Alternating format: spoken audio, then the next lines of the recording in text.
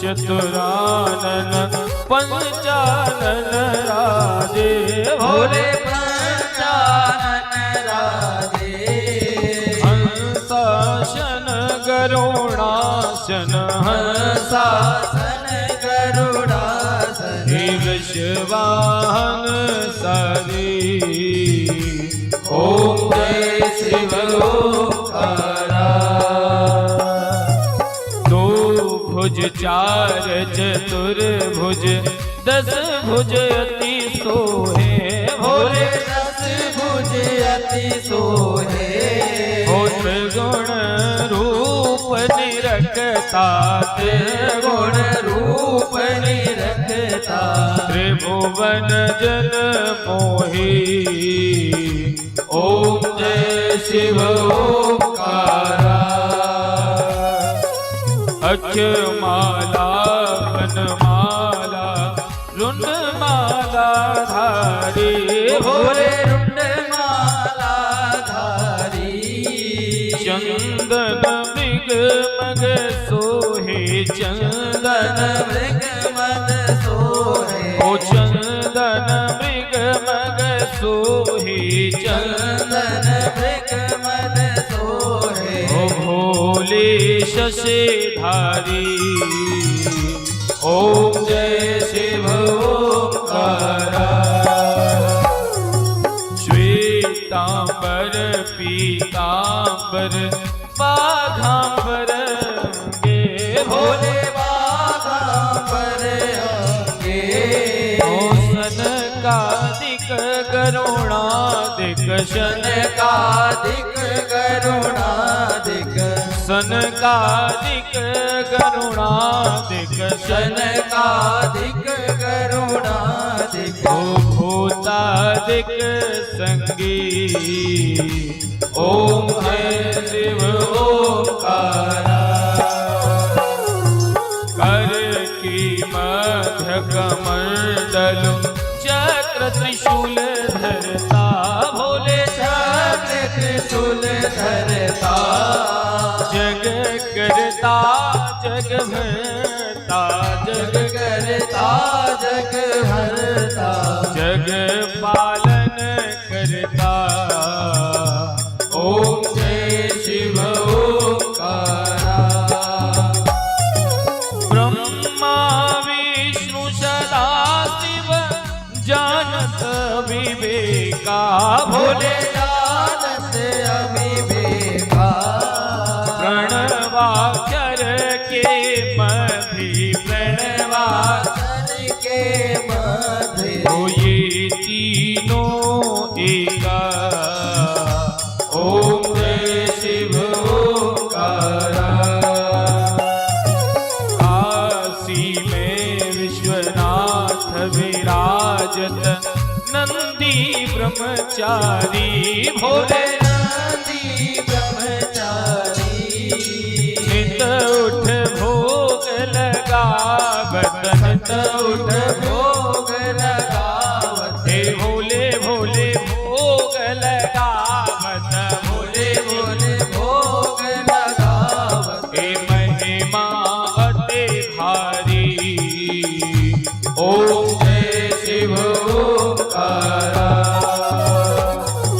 त्रिगुण स्वामी जी की आरती जो कोई कर लावे भोले प्रेम सहित गावे ओ कहत शिवानंद स्वामी भजत हरि हर स्वामी मनवांचित फल पावे ओम जय शिव ओंकारा जय शिव ओंकारा भोले हर शिव ओंकारा ब्रह्मा विष्णु सदा भोले भोलेनाथ महादेव अर्धांगी धारा ओम जय शिव ओंकारा कर्पूर गौरम करुणावतारम संसार सारम भुजगेन्द्रहारम सदा वसन्तं हृदयारविन्दे भवं भवानी सहितं नमामि त्वमेव माता च पिता त्वमेव त्वमेव बन्धुः सखा त्वमेव त्वमेव वेद्या द्रविणं त्वमेव सर्वं मम देवदेव त्वमेव सर्वं मम देवदेव। काशी विश्वनाथ की जय, शंकर भगवान की जय, शिव महापुराण की जय, यज्ञ नारायण भगवान की जय। हरि ओम। सभी यथास्थान बैठ जाएंगे, बैठ जाएंगे। हरि ओम महाजनेन शीतले गणं मंत्रपुष्पाञ्जलिः। हरि ओम महाजनेन जगमय जन्त देवस्थान धर्माण पतमान्न सन्नः देहनागं महिमानः सचन्त यत्र पूर्वे शात्याः जन्त देवाः। हरि ओम एकदन्ताय विद्महे वक्रतुण्डाय धीमहि तन्नो श्रीदन्ते प्रचोदयाः। हरि ओम नन्दनन्दनाय विद्महे यशोदानन्दनाय धीमहि तन्नः श्रीकृष्णः प्रचोदयाः। श्रीवन्दिकामकुलचुम्बकपाटलब्धे पुनः गजातिकरवीलरसालपुष्पे बिल्वप्रवालतुलसीदलमञ्जरी स्वं पूजयामि जगदीश्वर मे प्रसीद। नानासुगन्धिपुष्पाणि यथा कालो भवानि च पुष्पाञ्जलिर्मया दत्तः गृहाण परमेश्वरः। साङ्गासपरिवारान् मन्त्रपुष्पाञ्जलिः समर्पयामि। बोले भक्तवत्सल भगवान की जय, श्री शिव महापुराण की जय। सभी यथास्थान बैठ जाएं और आज बड़ी सुंदर पावन कथा आप हम सभी श्रवण करेंगे।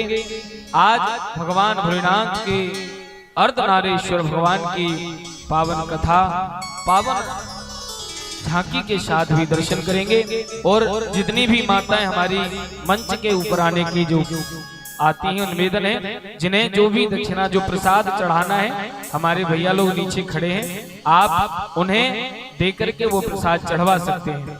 तो मेरा सभी से निवेदन है जिन्हें भी जो भी प्रसाद चढ़ाना है वह नीचे से ही देकर के चढ़वाएंगे। और जो भी जिन्हें दान भी करना है वह अपना नाम बता करके दान कर सकते हैं। आप सभी का दान श्री धाम वृंदावन की पावन धाम में जाकर उन ठाकुर जी के सभी संत भक्तों के काम आएगा। तो जिन्हें भी दान करना है वो दान भी कर सकते हैं। एक बार सभी प्रेम से कहिए हर हर महादेव, हर हर महादेव।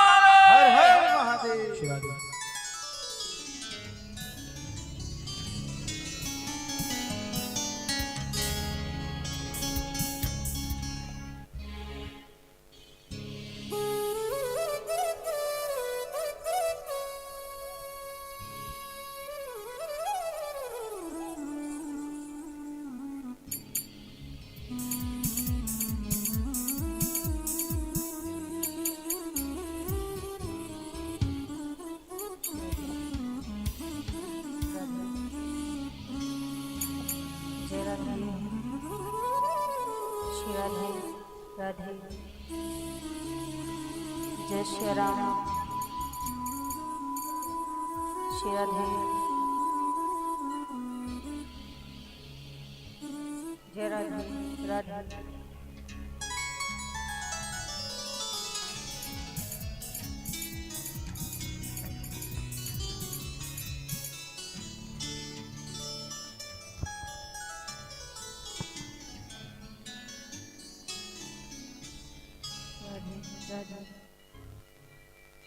जय राधे जय श्री राम, श्री राधे जय राधे जय श्री राम, जय राधे जय श्री राम, जय राधे श्री राधे राधे जय श्री राम, जय राधे श्री राधे। बोलिए श्री राधा रमण लाल की, शंकर भगवान की, हनुमान जी महाराज की। जय राधे राधे।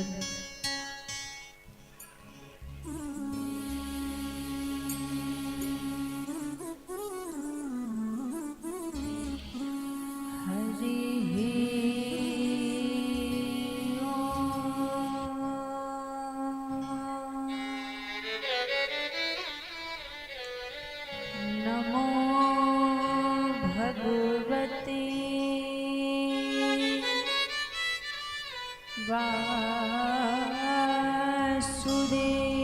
वासुदेवाय नमः। स्वस्ति श्री गणेशाय नमः। अज्ञानति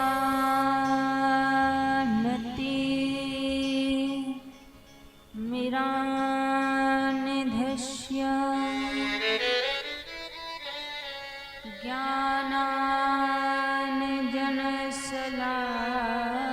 ज्ञानाञ्जनशलाकया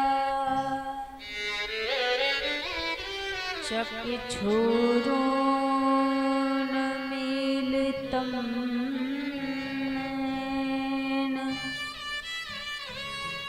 तस्मै श्री गुरुवे नमः।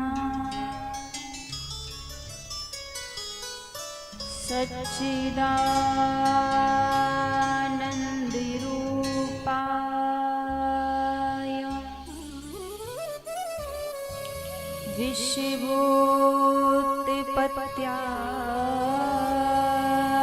विश्वोत्पत्त्यादिहेतवे तापत्रय विनाशाय श्रीकृष्णाय वयं नमः। जय जय श्री राधारमण जय जय नवल किशोर। जय गोपी चित छोर प्रभु। जय जय माखन चोर। शिव समान दाता नहीं विपत निवारणहार।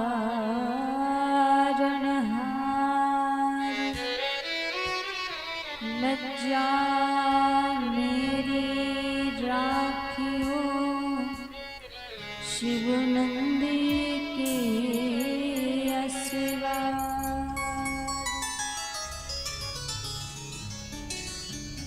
आए हनुमान जी विराजिए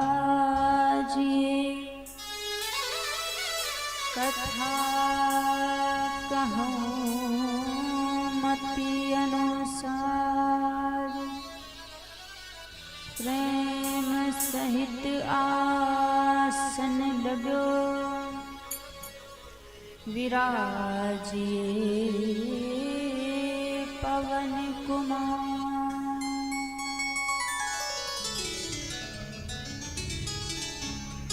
हरे कृष्ण कृष्ण कृष्ण हरे हरे। हरे कृष्ण कृष्ण कृष्ण हरे हरे। हरे राम राम राम हरे हरे। हरे राम राम राम हरे हरे। बोली श्री राधा रमण लाल की जय हो। शंकर भगवान की जय हो। हनुमान जी महाराज की जय हो।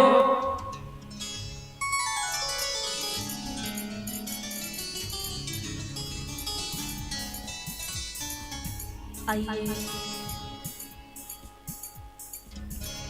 सभी भक्तजन आज की परम पावन परम मंगलमय कथा में प्रवेश करने से पहले मन और वाणी को पवित्र करते हुए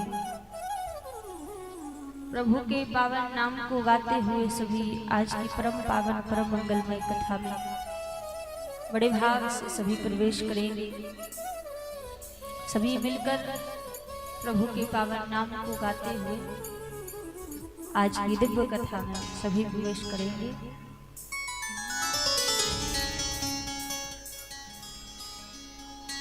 पत्ता पत्ता डाली डाली भोले नाथ बसता, पत्ता पत्ता डाली डाली भोले नाथ बसता, पत्ता पत्ता डाली डाली भोले नाथ बसता, पत्ता पत्ता डाली डाली भोले नाथ बसता, पत्ता पत्ता डाली डाली भोले नाथ बसता, पत्ता पत्ता डाली डाली भोले नाथ बसता।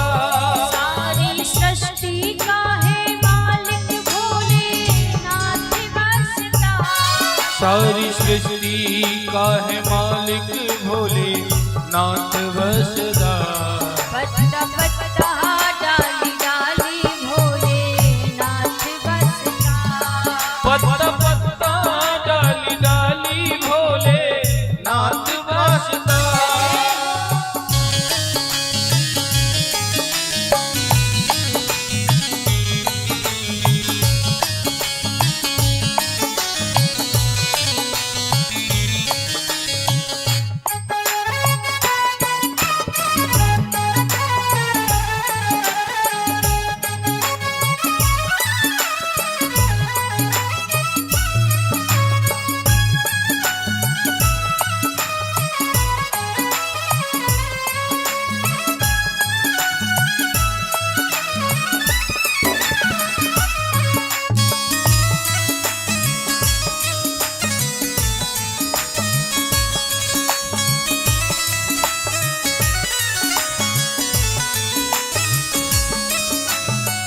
सांसों की माला नाम पुकारे, भोले भोले नाथ उचारे, भोले भोले नाम उचारे, भोले भोले नाम उचारे, श्वासों की माला नाम पुकारे, भोले भोले नाथ उचारे, भोले भोले नाम उचारे, भोले भोले नाम उचारे। सांसों की माला बिच भोले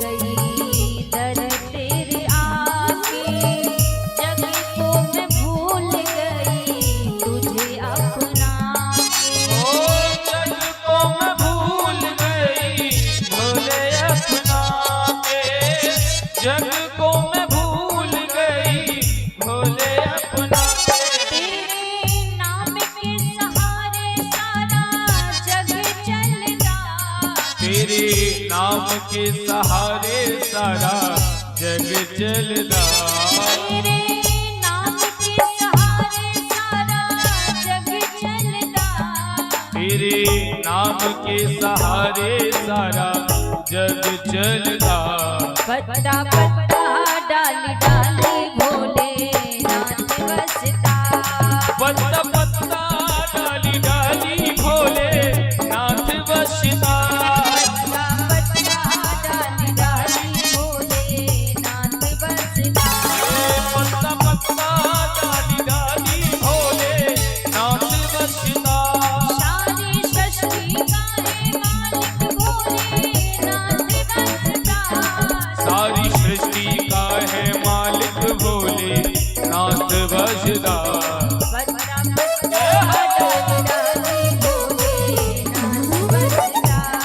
पत्ता पत्ता डाली डाली भोले नाथ बसता।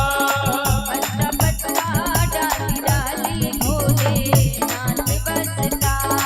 पत्ता पत्ता डाली डाली भोले नाथ बसदा। हाथ पर खड़े करके सभी मिलकर प्रभु के नाम को गाते हुए पीछे वाले भी ओम नमः शिवाय ओम नमः शिवाय ओम नमः शिवाय ओम नमः शिवाय ओम नमः शिवाय ओम नमः शिवाय ओम नमः शिवाय ओम नमः शिवाय। हर हर भोले नमः शिवाय हर हर भोले नमः शिवाय। हर हर भोले नमः शिवाय हर हर भोले नमः शिवाय। ओम नमः शिवाय ओम नमः शिवाय ओम नमः शिवाय ओम नमः शिवाय। ओम नमः शिवाय ओम नमः शिवाय ओम नमः शिवाय ओम नमः शिवाय। हर हर भोले नमः शिवाय हर हर भोले नमः शिवाय। हर हर भोले नमः शिवाय हर हर भोले नमः शिवाय। ओम नमः शिवाय ओम नमः शिवाय ओम नमः शिवाय ओम नमः शिवाय। ओम नमः शिवाय ओम नमः शिवाय ओम नमः शिवाय ओम नमः शिवाय। बोलिए शंकर भगवान की जय हो। काशी विश्वनाथ की जय हो।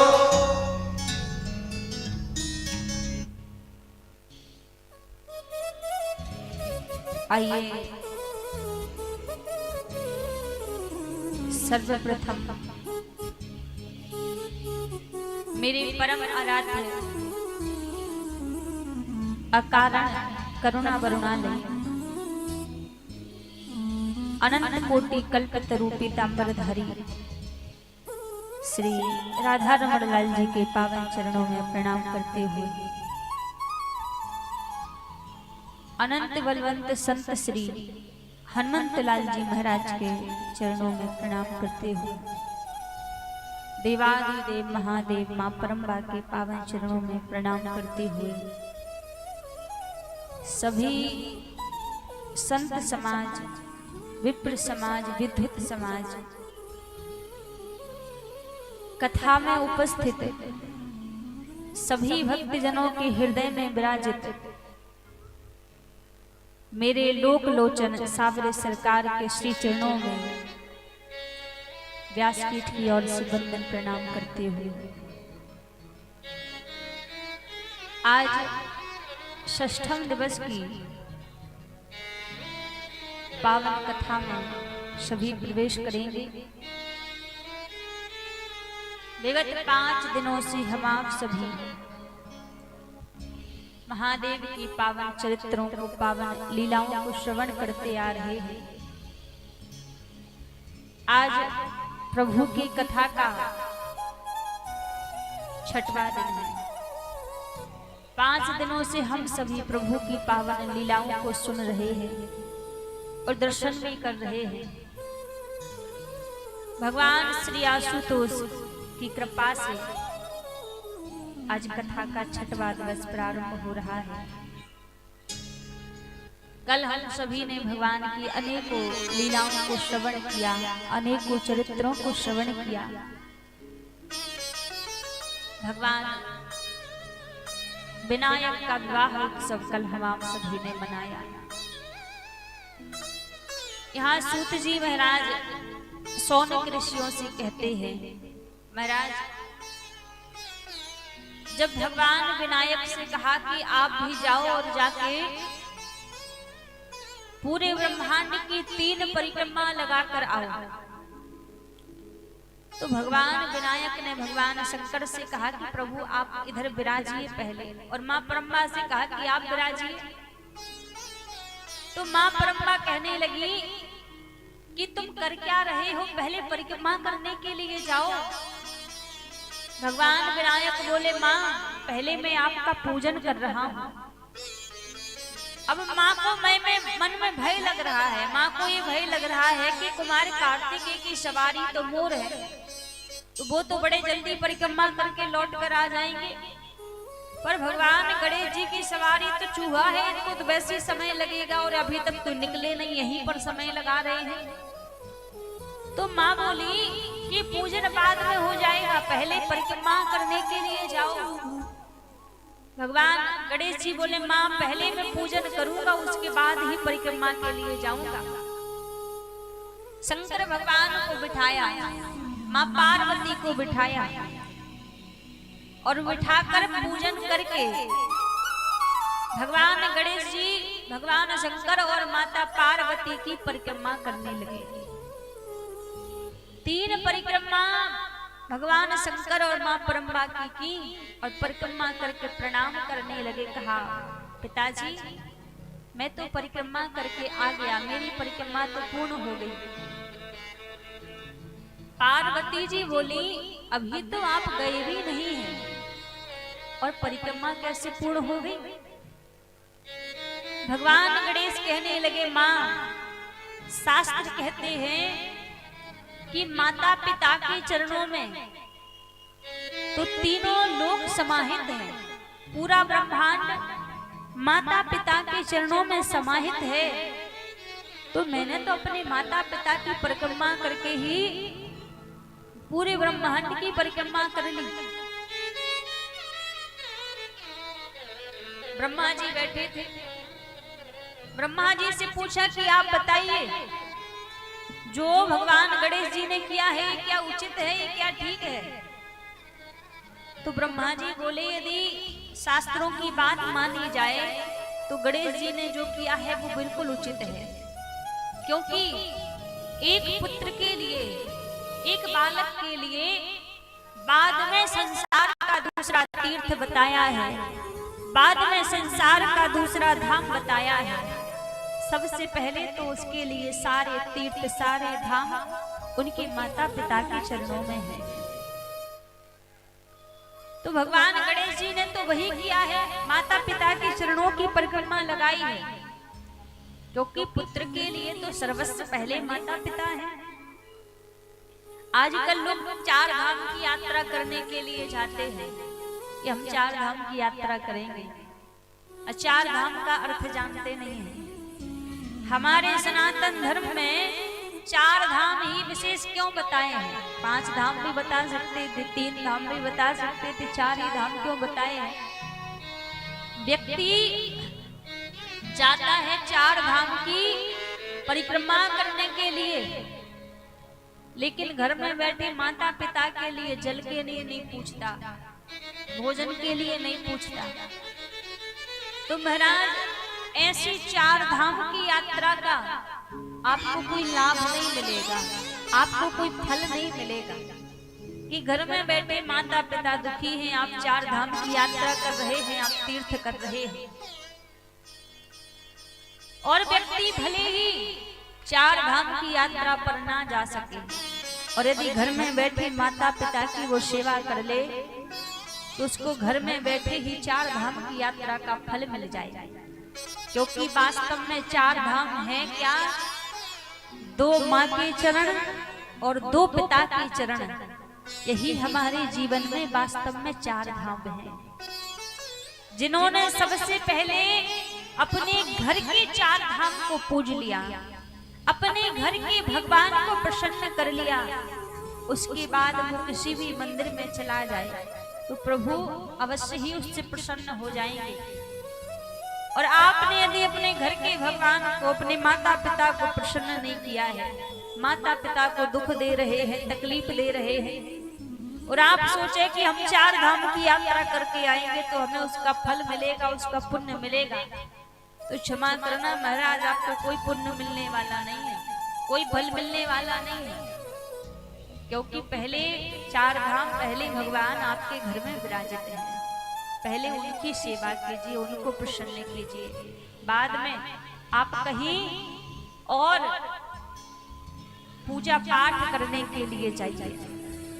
आजकल लोग मंदिरों में जाके भंडारा करवाते हैं कि हम मंदिर में भंडारा करवाएंगे, किसी तीर्थ धाम में जाके भंडारा करवाएंगे, उससे होगा क्या, हमें पुण्य मिलेगा। लेकिन विचार करो, आप मंदिर में जाकर भंडारा करवा रहे हैं और घर में बैठे माता पिता आपके भूखे हैं, तो क्या आपको उस भंडारे का फल मिलेगा? उस भंडारा करवाने का कोई पुण्य आपको मिलेगा? नहीं मिलने वाला है। आज की विडंबना की बात देखो, अब मंदिर में जाके दुर्गा मैया के लिए लोग चुनरी चढ़ाते हैं, 56 भोग लगवाते हैं, श्रृंगार चढ़ाते हैं, और घर में बैठी मैया फटी साड़ी पहनकर बैठी है। तो आपको लग रहा है कि वो दुर्गा मैया जो मंदिर में बैठी है वो आपकी उस चुनरी को, उस साड़ी को स्वीकार करेगी? कभी नहीं करेगी। आप भले ही मंदिर में जाके दुर्गा मैया को चुनरी ना चढ़ा पाओ, साड़ी ना चढ़ा पाओ, कम से कम अपने घर में बैठी माँ को आप साड़ी चुनरी ला कर दे दो, तो शायद वो घर में दी हुई चुनरी साड़ी वो माँ दुर्गा तक पहुंच जाएगी और माँ दुर्गा उसी से प्रसन्न हो जाएगी। तो पहले भगवान तो हमारे माता पिता हैं, तो पहले जो हमारे भगवान माता पिता हैं, जब तक हमने उनको नहीं मनाया, उनको नहीं रिझाया, और मंदिर में जाके हम भले ही भगवान की पूजा करने लगे और आपको लगे कि भगवान प्रसन्न हो जाएं, तो प्रसन्न नहीं होंगे। क्योंकि यदि मंदिर के भगवान आज पूजनीय माने जाते तो गणेश जी शंकर पार्वती की परिक्रमा नहीं करते। जैसे कुमार कार्तिकेय पूरे ब्रह्मांड की परिक्रमा करने चले गए, वैसे ही गणेश जी भी पूरे ब्रह्मांड की परिक्रमा करने चले जाते। यदि माता पिता के चरणों में सारे तीर्थ नहीं होते, तीनों लोग नहीं होते, तो गणेश जी यहाँ परिक्रमा नहीं करते, वो भी ब्रह्मांड की परिक्रमा जाके करते। और महाराज, एक बार माता पार्वती ने भगवान शंकर से पूछा, कहा प्रभु, और युगों में तो राक्षसों की पहचान हुआ करती थी, दैत्यों की पहचान हुआ करती थी, जो भयंकर दिखने वाले थे, अभक्षण भोजन करने वाले थे, उनको कहा जाता था कि ये राक्षस हैं, ये दैत्य हैं। लेकिन ये जो आने वाला युग कलयुग है, इस कलयुग में तो एक से एक सुंदर दिखने वाले लोग होंगे, एक से एक बढ़िया दिखने वाले लोग होंगे। तो इस कलयुग में राक्षसों की पहचान कैसे की जाएगी? इस कलयुग में दैत्यों की पहचान कैसे की जाएगी? तब भगवान शंकर कहते हैं, देवी, कलयुग में स्वरूप से राक्षसों की पहचान नहीं होगी, कलयुग में तो गुणों से राक्षसों की पहचान होगी। और भगवान शंकर गुण बताते हैं। भगवान शंकर कहते हैं, देवी, जिसके अंदर ये गुण दिखाई दें तो जानना कि ये मानव नहीं है, ये तो दानव है। कौन से गुण बताए? माना ही नहीं माते पितु देवा, मान ही नहीं मात पितु देवा, मान ही नहीं मात पितु देवा, मान ही नहीं मात पितु देवा, साधु न सन कर बाबहि सेवा, साधु न सन कर बाबहि सेवा, जिनकी आसिया चरण भवानी, जिनके अस आचरण भवानी, सोई जानहु निश्चर सम प्राणी, सोई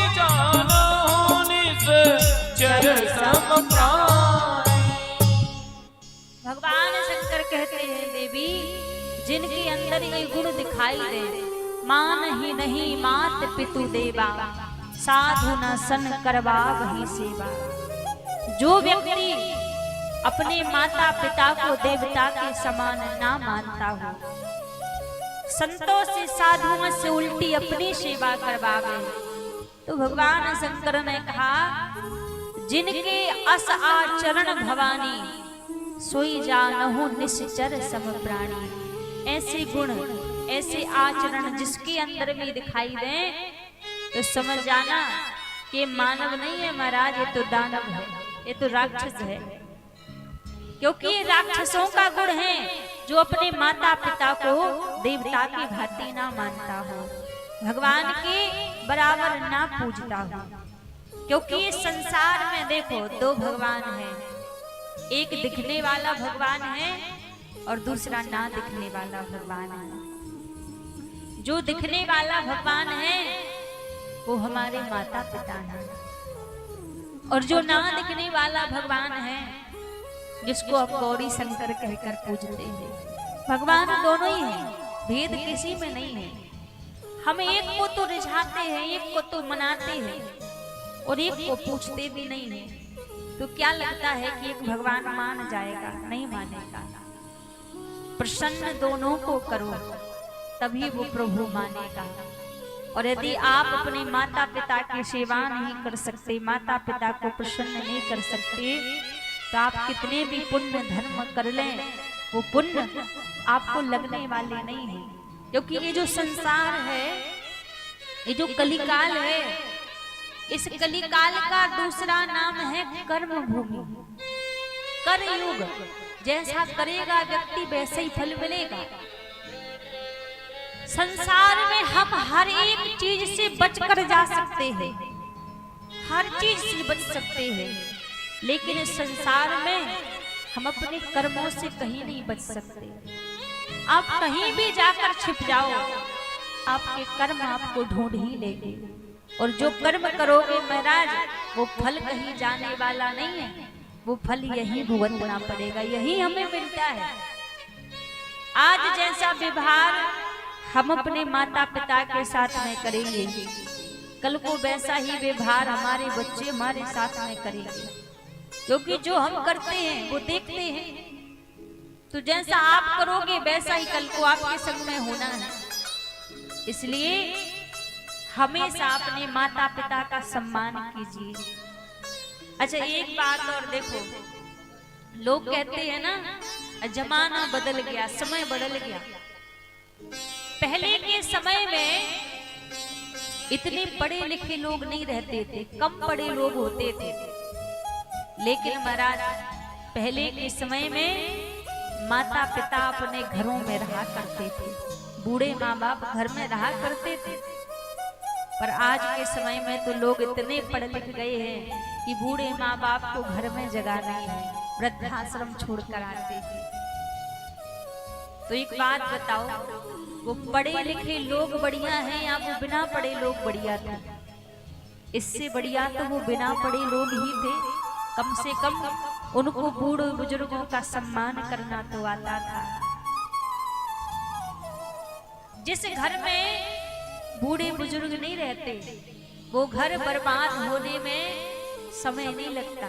जिस घर में बुजुर्गों का आशीर्वाद ना हो, बूढ़े बुजुर्गों की छाया ना हो, वो घर बड़े जल्दी नष्ट हो जाता है, बड़े जल्दी बर्बाद हो जाता है।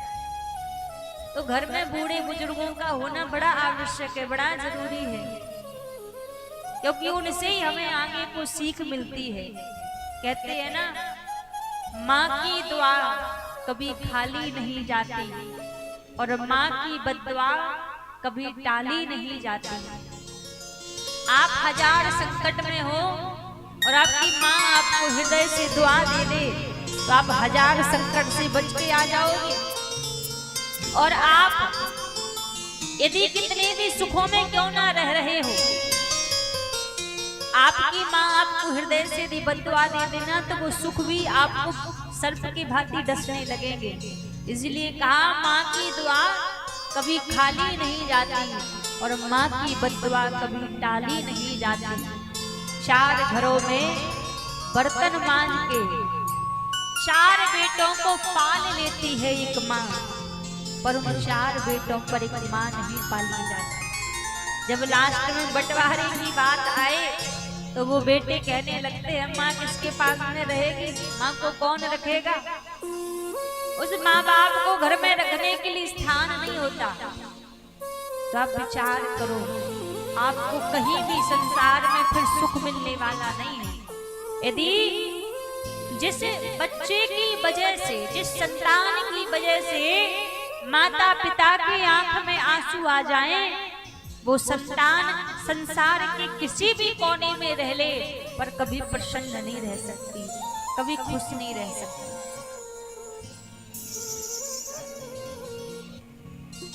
तेरे जीवन में खुशियां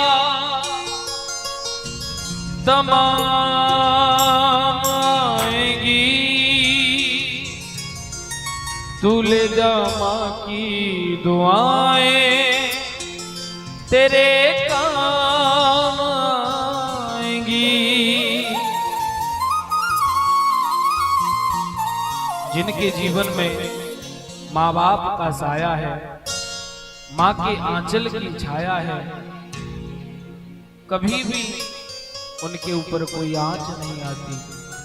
अगर कोई कष्ट आता भी है तो वह आकर ज्यादा देर रुक नहीं पाता।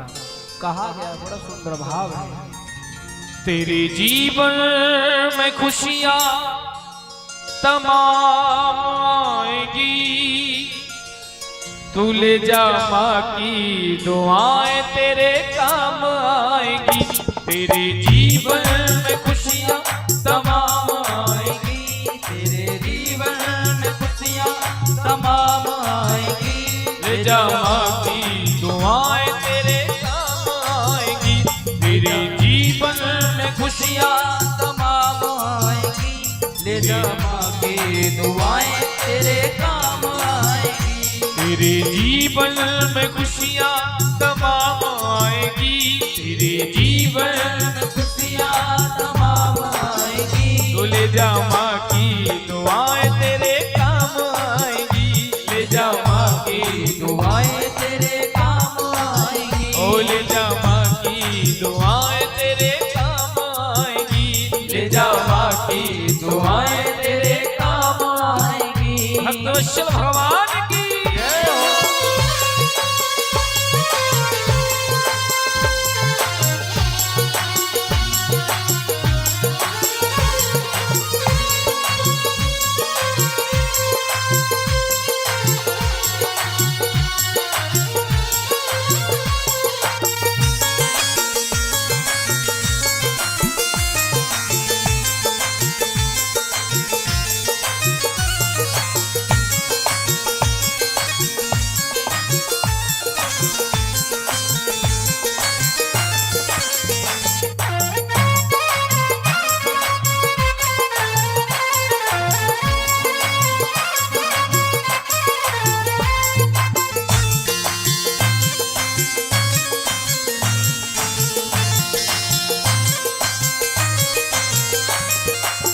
कहा है, सभी ध्यान देकर सुनेंगे। 9 महीने तन के सांचे में ढालती है माँ, 9 महीने तन के सांचे में ढालती है माँ, 9 महीने तन के सांचे में ढालती है माँ, 9 महीने तन के सांचे में ढालती है माँ। फिर जन्म देती है हमको पालती है माँ, फिर जन्म देती है हमको पालती है माँ। वो माँ 9 महीने तक अपने गर्भ में रखकर एक एक कतरे से, एक एक कतरे से एक एक पल सींचती है हमें। लेकिन बच्चे बड़े होने के बाद कहते हैं कि आपने हमारे लिए किया ही क्या है, तो ये उनके लिए कहा गया है। 9 महीने तन के सांचे में ढालती है माँ, 9 महीने तन के सांचे में ढालती है माँ। फिर जन्म देती है वो हमको पालती है माँ, फिर जन्म देती है हमको पालती है माँ। उस माँ ने 9 महीने गर्भ में रखा। मैं ये कहूंगा, अगर आप एक दिन ही अगर थोड़ा सा बोझा ढो के देखिए, आपको 9 महीने तक अपने गर्भ में धारण कर माँ 24 घंटे अपनी छाती से लगा कर रखती है। आप केवल एक ईंट लेकर 24 घंटे घूम के देखिए, पता चलेगा कि वो वजन ढोना क्या होता है, क्या पीड़ा होती है उस समय की। उन 9 महीनों में वो माँ क्या क्या सहती है, लेकिन उसे एक प्रेम रहता है कि मेरे गर्भ में एक जीव है, वो मेरा पुत्र है। ये केवल और केवल माँ का प्रेम है, माँ का पुत्र मोह है। इसी बस में एक खुशी के कारण अपने पूरे सर्वस्व जीवन को दाव पर लगा देती है वो माँ।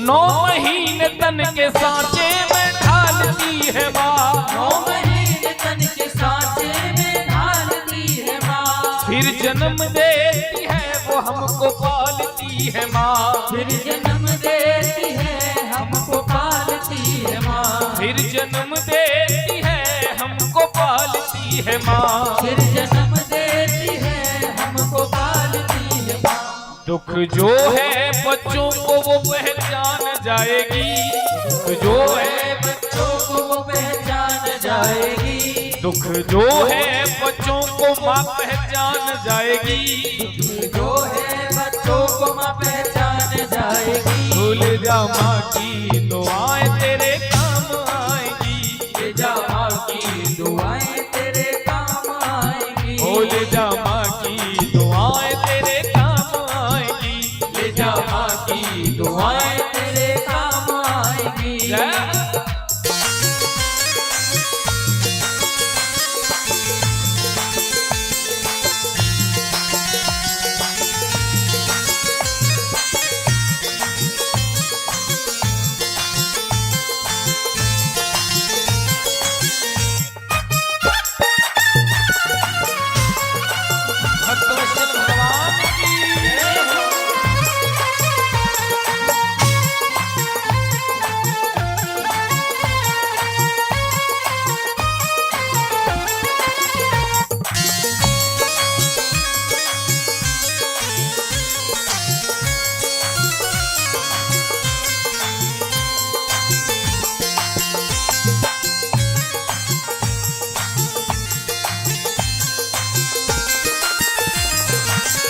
और कहा है बोझ बरसों तलक वो उठाती है माँ, बोझ बरसों तलक वो उठाती है माँ, बोझ बरसों तलक वो उठाती है माँ, बोझ बरसों तलक वो उठाती है माँ। जाग कर कितनी रातें बिताती है माँ, जाग कर कितनी रातें बिताती है माँ, जाग कर कितनी रातें बिताती है माँ, जाग कर कितनी रातें बिताती है माँ। वो माँ आपको जन्म देने के बाद पता नहीं कितनी रातें जाग कर बिता देती है। क्यों? आप जब बिस्तर गीला करते हैं, बिस्तर गंदा करते हैं, वो माँ रात भर ये चिंता में रहती है कि कैसे भी ये सो जाए। आपको गीले से उठाएगी, सूखे में सुलाएगी, लेकिन स्वयं बेशक गीले में सो जाए, लेकिन आपको वहां से उठाकर सूखे में सुलाएगी। ये माँ का प्रेम है, माँ की भावना है कि पुत्र को कोई भी कष्ट ना हो। लेकिन वही पुत्र जब बुढ़ापे में माँ को सहारा देने का समय होता है, माँ की सेवा करने का समय रहता है, उसी समय कहता है कि आपने क्या किया है हमारे लिए। बोझ बरसों तलक वो उठाती है माँ, बोझ बरसों तलक वो उठाती है माँ, बोझ बरसों तलक वो उठाती है माँ, बोझ बरसों तलक वो उठाती है माँ। जाग कर कितनी रातें बिताती है माँ, जाग कर कितनी रातें बिताती है माँ, जाग कर कितनी रातें बिताती है माँ। जाग कर कितनी रातें बिताती। क्यों? तेरे जीवन में बेहतर मुकाम लाएगी, तेरे जीवन जीवन में बेहतर मुकाम लाएगी, तेरे जीवन जीवन में बेहतर मुकाम लाएगी, तेरे जीवन में बेहतर मुकाम लाएगी। तू ले जा माँ की दुआएं तेरे काम आएगी, ले जा माँ की दुआएं तेरे काम आएगी। ओ ले जा माँ की दुआएं तेरे काम आएगी, ले जा माँ की दुआएं तेरे काम आएगी। ओ तेरे जीवन में खुशियाँ तमाम आएगी, तेरे जीवन में खुशियाँ तमाम आएगी। तेरे जीवन में खुशियाँ तमाम आएगी, तेरे जीवन में खुशियाँ तमाम आएगी। तू ले जा माँ की दुआएं तेरे काम आएगी। ले जा माँ की दुआएं तेरे काम आएगी। जय हो।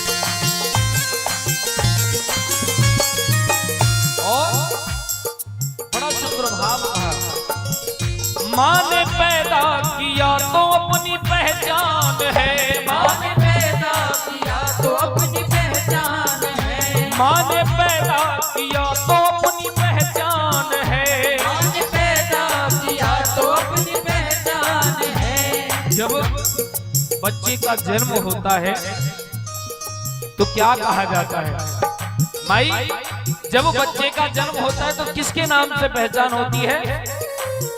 एक बाप के नाम से वो बालक पहचाना जाता है कि ये बबलू जी का बच्चा है, ये अविनाश जी का बच्चा है। लेकिन 9 महीने किसने रखा? एक माँ ने 9 महीने अपना जीवन दांव पर लगाकर उस बच्चे को जन्म दिया, लेकिन उसका नाम भी लेने के लिए तैयार नहीं है वो माँ। पहचान भी उसे उसके पिता से मिलती है,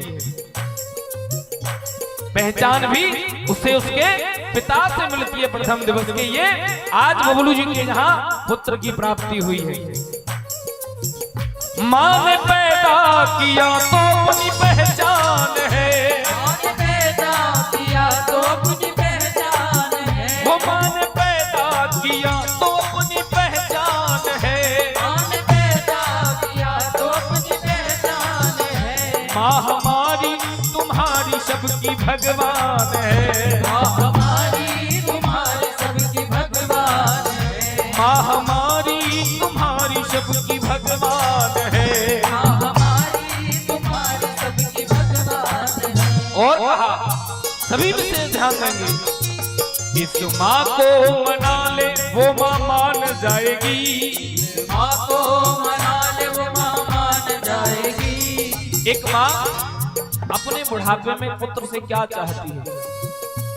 एक माँ केवल और केवल अपने पुत्र से उसकी इतनी लालसा रहती है कि मेरा पुत्र मुझे केवल थोड़ा सा प्रेम दे, मुझे सम्मान दे, तो वक्त का भोजन मिल जाए बस। और ज्यादा सोने चांदी की लालसा नहीं रहती। माँ बाप को केवल अपने पुत्र से इतनी कामना रहती है बुढ़ापे में कि 2 वक्त की रोटी टाइम से मिल जाए, लेकिन वो भी उनके नसीब में नहीं रहती इतना करने के बाद भी। इसीलिए कहा जाता है कि बच्चों को सत्संग में लाइए, ठाकुर जी के दरबार में लाइए, जिससे उन्हें पता चले कि ये प्रभु का दरबार, यहाँ से कुछ न कुछ तो जरूर लेके जाएंगे। इसीलिए कहा गया है इस माँ को मना ले वो माँ मान जाएगी, माँ को मना ले वो माँ मान जाएगी। इस माँ को मना ले वो माँ मान जाएगी, माँ को मना ले वो माँ मान जाएगी। अगर हमारे घर में बूढ़ी माँ, बुजुर्ग माँ अगर भूखी बैठी है और हम बाहर मंदिर जाकर चुनरी चढ़ा रहे हैं, वो चुनरी आपकी स्वीकार बिल्कुल नहीं होगी। ये लिख करके ले लीजिए कि अगर आपकी वो चुनरी स्वीकार हो जाए कभी नहीं हो सकती। जब तक आपके घर में वो माँ बाप भूखे बैठे हैं और आप बाहर जाके भंडारा करें, वो भंडारा आपका लगेगा कभी नहीं लग सकता। कुछ भाई हंस रही है, ये हंसने की बात नहीं, ये वाकई में सत्य बात है। और मैं आपसे भी कहूं, जो मेरी भाभी माँ बैठी हैं, आपसे भी कहूं, आज आपका ये समय जवानी का है, लेकिन कल चल के आप भी किसी के माँ बाप बनोगे। ये समय आपके जीवन में भी आने वाला है, तो कर्म कभी छूटता नहीं। जो आप आज करके जाओगे कल आपको मिलना है। आज आप अपने बच्चों के द्वारा, अपने पति के द्वारा जो उनके माँ बाप के लिए करवाओगे, वो कल आपको भी आपके बच्चों के द्वारा मिलेगा। तो सदैव कर्म कभी भी नहीं छूटता। जो जैसा आप बोगे वो मिलना ही मिलना है। हमारे ब्रज में कहावत है, एक बड़ी सुंदर कहावत है, बोए पेड़ बबूल के आम कहां से आए। जब आप बबूल बोएंगे तो आम कभी पैदा नहीं हो सकते। इसीलिए कहा, इस माँ को मना ले वो माँ मान जाएगी, माँ को मना ले वो माँ मान जाएगी, इस माँ को मना ले वो माँ मान जाएगी, इस माँ को मना ले वो माँ मान जाएगी। ले जा माँ की दुआएं तेरे काम आएगी, ले जा माँ की दुआएं तेरे काम आएगी, ओ ले जा माँ की दुआएं तेरे काम आएगी, ले जा माँ की दुआएं तेरे काम आएगी। ओ तेरे जीवन में खुशियाँ तमाम आएगी, तेरे जीवन में खुशियाँ तमाम आएगी, तेरे जीवन में खुशियाँ तमाम आएगी। एक बार सभी दोनों हाथ उठा करके, सभी दोनों हाथ उठा के बोले, हो ले जा माँ की दुआएं तेरे काम आएगी, ले जा माँ की दुआएं तेरे काम आएगी, हो ले जा माँ की दुआएं तेरे काम आएगी, ले जा माँ की दुआएं तेरे काम आएगी, हो ले जा माँ की दुआएं तेरे काम आएगी, ले जा माँ की दुआएं तेरे काम आएगी, हो ले जा माँ की दुआएं तेरे काम आएगी, ले जा माँ की दुआएं तेरे काम आएगी।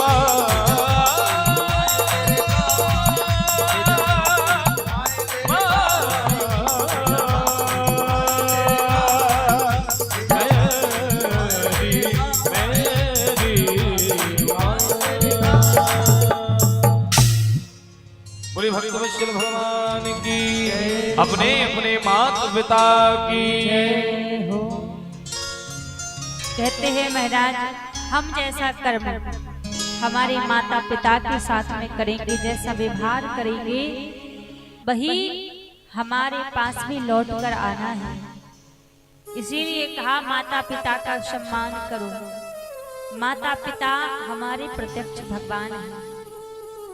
आज जब गणेश जी ने विश्व की परिक्रमा, ब्रह्मांड की परिक्रमा लगाने के लिए भगवान गणेश जी नहीं गए, कहा मेरे तो माता पिता के चरणों में है, पूरा ब्रह्मांड है, तीनों लोक मेरे माता पिता के चरणों में विराजे हैं। तो भगवान शंकर और माता पार्वती की परिक्रमा लगाई गणेश जी ने, और जब परिक्रमा लगाई तो रिद्धि सिद्धि के साथ गणेश जी का विवाह हुआ। विवाह होने के बाद गणेश जी के यहाँ 2 पुत्रों का जन्म हुआ, शुभ और लाभ का जन्म हुआ। यहाँ पर भगवान शंकर अपनी गोदी में लेकर अपने दोनों नाती पोतों को दुलार कर रहे थे, शुभ और लाभ को दुलार कर रहे थे। इतने में क्या हुआ, इतने में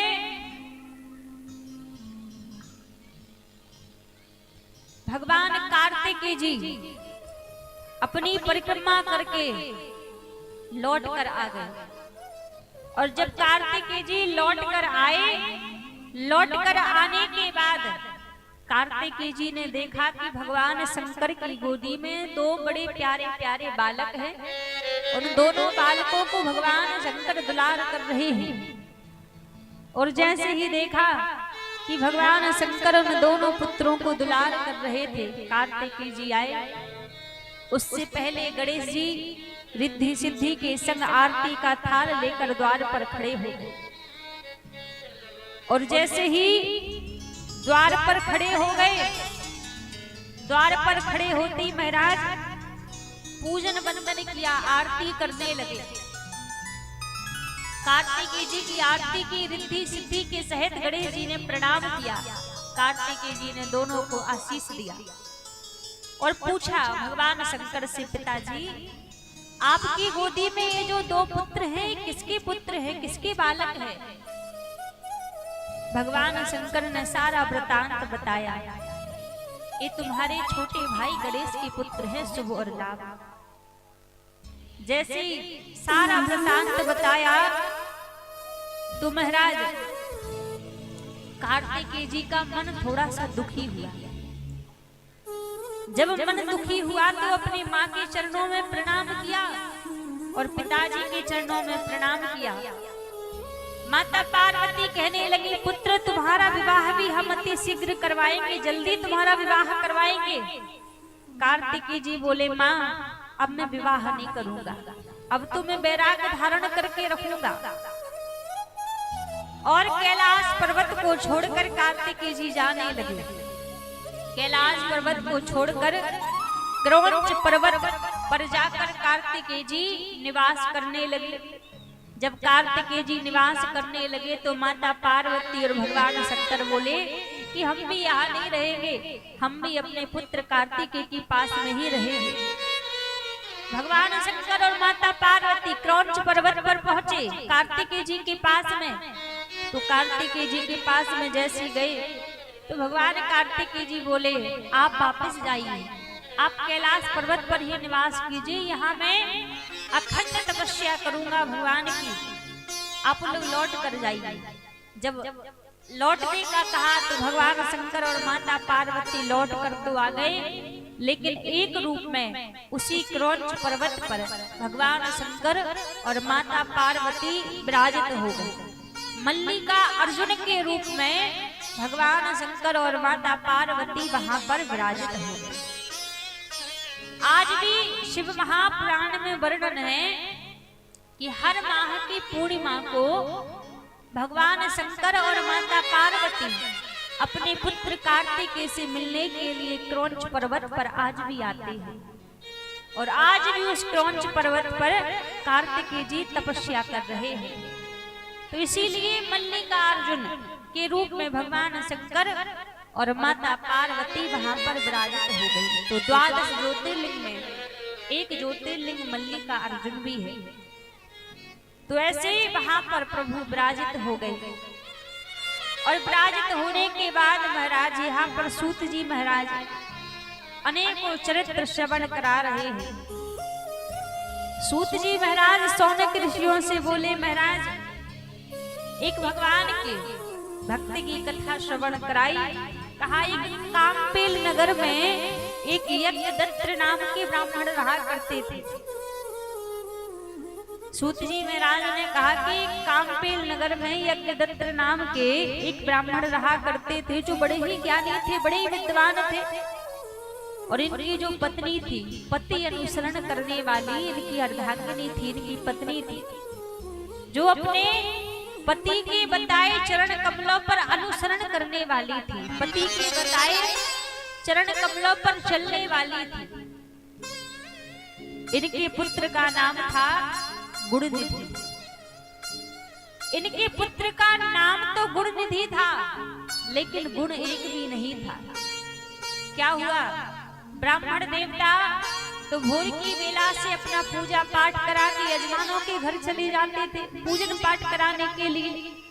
अब घर में इनकी पत्नी रहा करती थी, और जब पत्नी रहा करती तो बालक कोई भी उत्पात मचाता, कोई भी गलती करता तो ब्राह्मण देवता से छिपा लेती, उनको बताती नहीं। अब धीरे धीरे जब वो गुणनिधि बड़ा होने लगा तो उसका परिणाम क्या हुआ, जुआ खेलने लगा। जब जुआ खेलने लगा, पैसे नहीं रहते तो अपनी माँ के पास जो गहने रखे रहते उन गहनों को ले लेकर जुआरियों के पास जाता जुआ खेलने के लिए। अब एक दिन क्या हुआ, यज्ञदत्त नाम के जो ब्राह्मण थे वो सायंकालीन वेला में यजमानों के घर से लौट कर आ रहे थे, और जब वो लौट कर आ रहे थे तो उन्होंने क्या देखा कि एक जुआरी के हाथ में एक नग्न जड़ित एक अंगूठी है, एक मुद्रिका है। और ये ब्राह्मण देवता पहचान गए कि ये जो मुद्रिका है ये तो मुझे राजा ने प्रदान की थी, ये तो वही मुद्रिका है। मुझे लगता है कि शायद इसने मेरे घर में चोरी की है, ये चोरी करके मेरे घर से इस मुद्रिका को चुरा कर आया है। उससे कहने लगे कि तुम्हारे पास ये मुद्रिका कहां से आई, तुमने मेरे घर में चोरी की है, ये चोरी करके तो मुद्रिका लेकर आया है। वो जुआरी कहने लगा महाराज मैं कोई चोरी करके नहीं लाया हूं इस मुद्रिका को, तुम्हारा पुत्र गुणनिधि मेरे पास इस मुद्रिका को जुआ में हार कर गया है। अब जिन ब्राह्मण देवता को ये पता नहीं था कि मेरा पुत्र कभी घर से गलत संगति में भी बाहर निकलता है, आज उनको सीधा सुनने के लिए मिला कि तुम्हारा पुत्र ये मुद्रिका जुआ में हार कर गया है। बड़ा कष्ट हुआ, और आज उदास मन से ब्राह्मण देवता सीधे अपने घर में आए, और अपने घर में आकर अपनी पत्नी से कहने लगे देवी वो मैं राजा के घर से जो वो मुद्रिका लेकर आया था वो मुद्रिका कहाँ है, मुझे उसकी आवश्यकता है। इनकी पत्नी कहने लगी स्वामी वो तो मेरे पास रखी हुई है मुद्रिका, बाद में आपको निकाल कर दे दूंगी। ब्राह्मण देवता बोले नहीं नहीं देवी उसकी मुझे अभी आवश्यकता है, उसको अभी निकाल कर दो, मुझे चाहिए।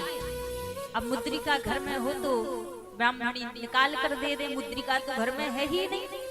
फिर बोली महाराज वो मैंने रख रखी है, मैं आपको बाद में दे दूंगी। ब्राह्मण देवता को क्रोध आ गया कि अभी भी मुझसे झूठ बोल रही है, तेरे पास वो मुद्रिका है, तुझे पता है या तुझे नहीं पता है, अभी अभी वो मुद्रिका में एक जुआरी के हाथ में देख कर आया हूं, और तू जानती है वो मुद्रिका कैसे उस जुआरी के पास में पहुंची। तेरा पुत्र गुणनिधि उस मुद्रिका को जुआ में हार के आया है। तू तो घर में रहा करती थी, पर तूने कभी बताया नहीं मुझे कि पुत्र कैसी संगति करता है, कौन से काम करता है। तो आज जो गुणनिधि बिगड़ा है वो तेरे कारण ही बिगड़ा है। कहते हैं महाराज जब बच्चा छोटा सा रहता है ना तो घर में जब माँ रहती है तो माँ की जवाबदारी होती है उस बच्चे को कैसे संस्कार देना है। जब बालक पहली ही गलती करे जीवन में और पहली गलती करने पर ही यदि माँ उसको समझा दे, उसको डांट फटकार लगा दे तो बालक दूसरी गलती कभी नहीं करेगा। लेकिन माताएं क्या करती हैं, बालक ने प्रथम गलती की खुद तो डांटती नहीं है, थोड़ा बहुत समझा दिया, और सबसे बड़ी गलती क्या करती है उस बालक के पिता से भी छिपा लेती है, उसको भी नहीं बताती कि इसने क्या काम किया है। आज यहाँ पर यज्ञदत्त को यही इसी बात का दुख हो रहा है कि वो तो पुत्र था पर तू तो मेरी अर्धांगिनी थी, तूने भी मुझे नहीं बताया कि मेरे अंदर तो एक भी ऐसा अवगुण नहीं है और मेरे पुत्र के अंदर ऐसे अवगुण कहां से आए, ऐसे गुण कहां से आए। तू रहती थी घर में, तूने मुझे बताया नहीं, तूने अभी तक मुझसे छिपाया, और आज भी तू मुझसे झूठ बोल रही है कि वो मुद्रिका तेरे पास में है, आज भी तू झूठ बोल रही है। जैसे कहा महाराज क्षमा मांगने लगी ब्राह्मणी, महाराज मुझसे अपराध हो गया, मुझसे गलती हो गई, मुझे क्षमा कर दो। विप्र देवता कहने लगे कि शास्त्र कहता है बुरी संतान खुद तो नरक जाती है, अपने माता पिता को भी नरक लेकर जाती है। बुरे कर्मों वाली संतान माता पिता को तो नरक में डालती है और अपने पूर्वजों को भी नरक में ले जाती है। तो आज संकल्प किया, यज्ञदत्त ने संकल्प किया और संकल्प करके अपने पुत्र गुण निधि का त्याग कर दिया कि आज से तू मेरा पुत्र नहीं है और मैं तेरा पिता नहीं हूं। संकल्प करके त्याग कर दिया और जब त्याग कर दिया तो गुण निधि को घर से निकाल दिया। गांव के बाहर गुण निधि भूखा प्यासा डोलने लगा। अब महाराज जैसी गुण निधि गांव के बाहर भूखा प्यासा डोलने लगा। 2 दिन से भोजन नहीं किए हैं, 2 दिन से भूखा प्यासा डोल रहा है। सायंकाल की बेला थी, भूख प्यास के कारण आज इसको लग रहा है कि यदि मैंने भोजन नहीं किया तो मेरे तन से प्राण निकल जाएंगे, मेरे घट से प्राण निकल जाएंगे, मैं करूं तो क्या करूं। तभी नदी के किनारे दूर से एक शिवालय गुरु निधि को दिखाई दिया और जब एक शिवालय दिखाई दिया तो गुरु निधि ने दूर से देखा कि उस शिवालय में जो पंडित जी वहां पूजन कर रहे हैं तो कुछ भोग के फल इत्यादि भगवान शंकर पर चढ़े हुए हैं। अभी अंधेरा होने का इंतजार कर रहा है कि कब अंधेरा हो जाए और कब मैं जाऊं और कब वो महादेव के ऊपर चढ़े हुए जो फल है उन फलों का मैं सेवन करूं, वरना मेरे प्राण निकल जाएंगे।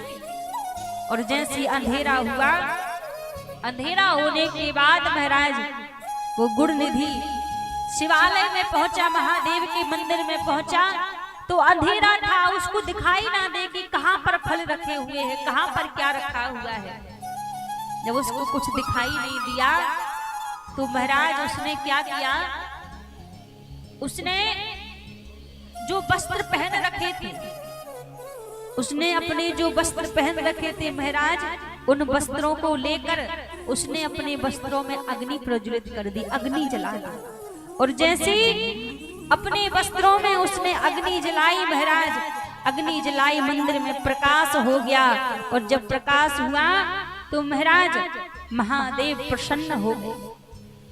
प्रकाश होती महादेव तो प्रसन्न हो गए, पर इसने कुछ खाया पिया तो था नहीं।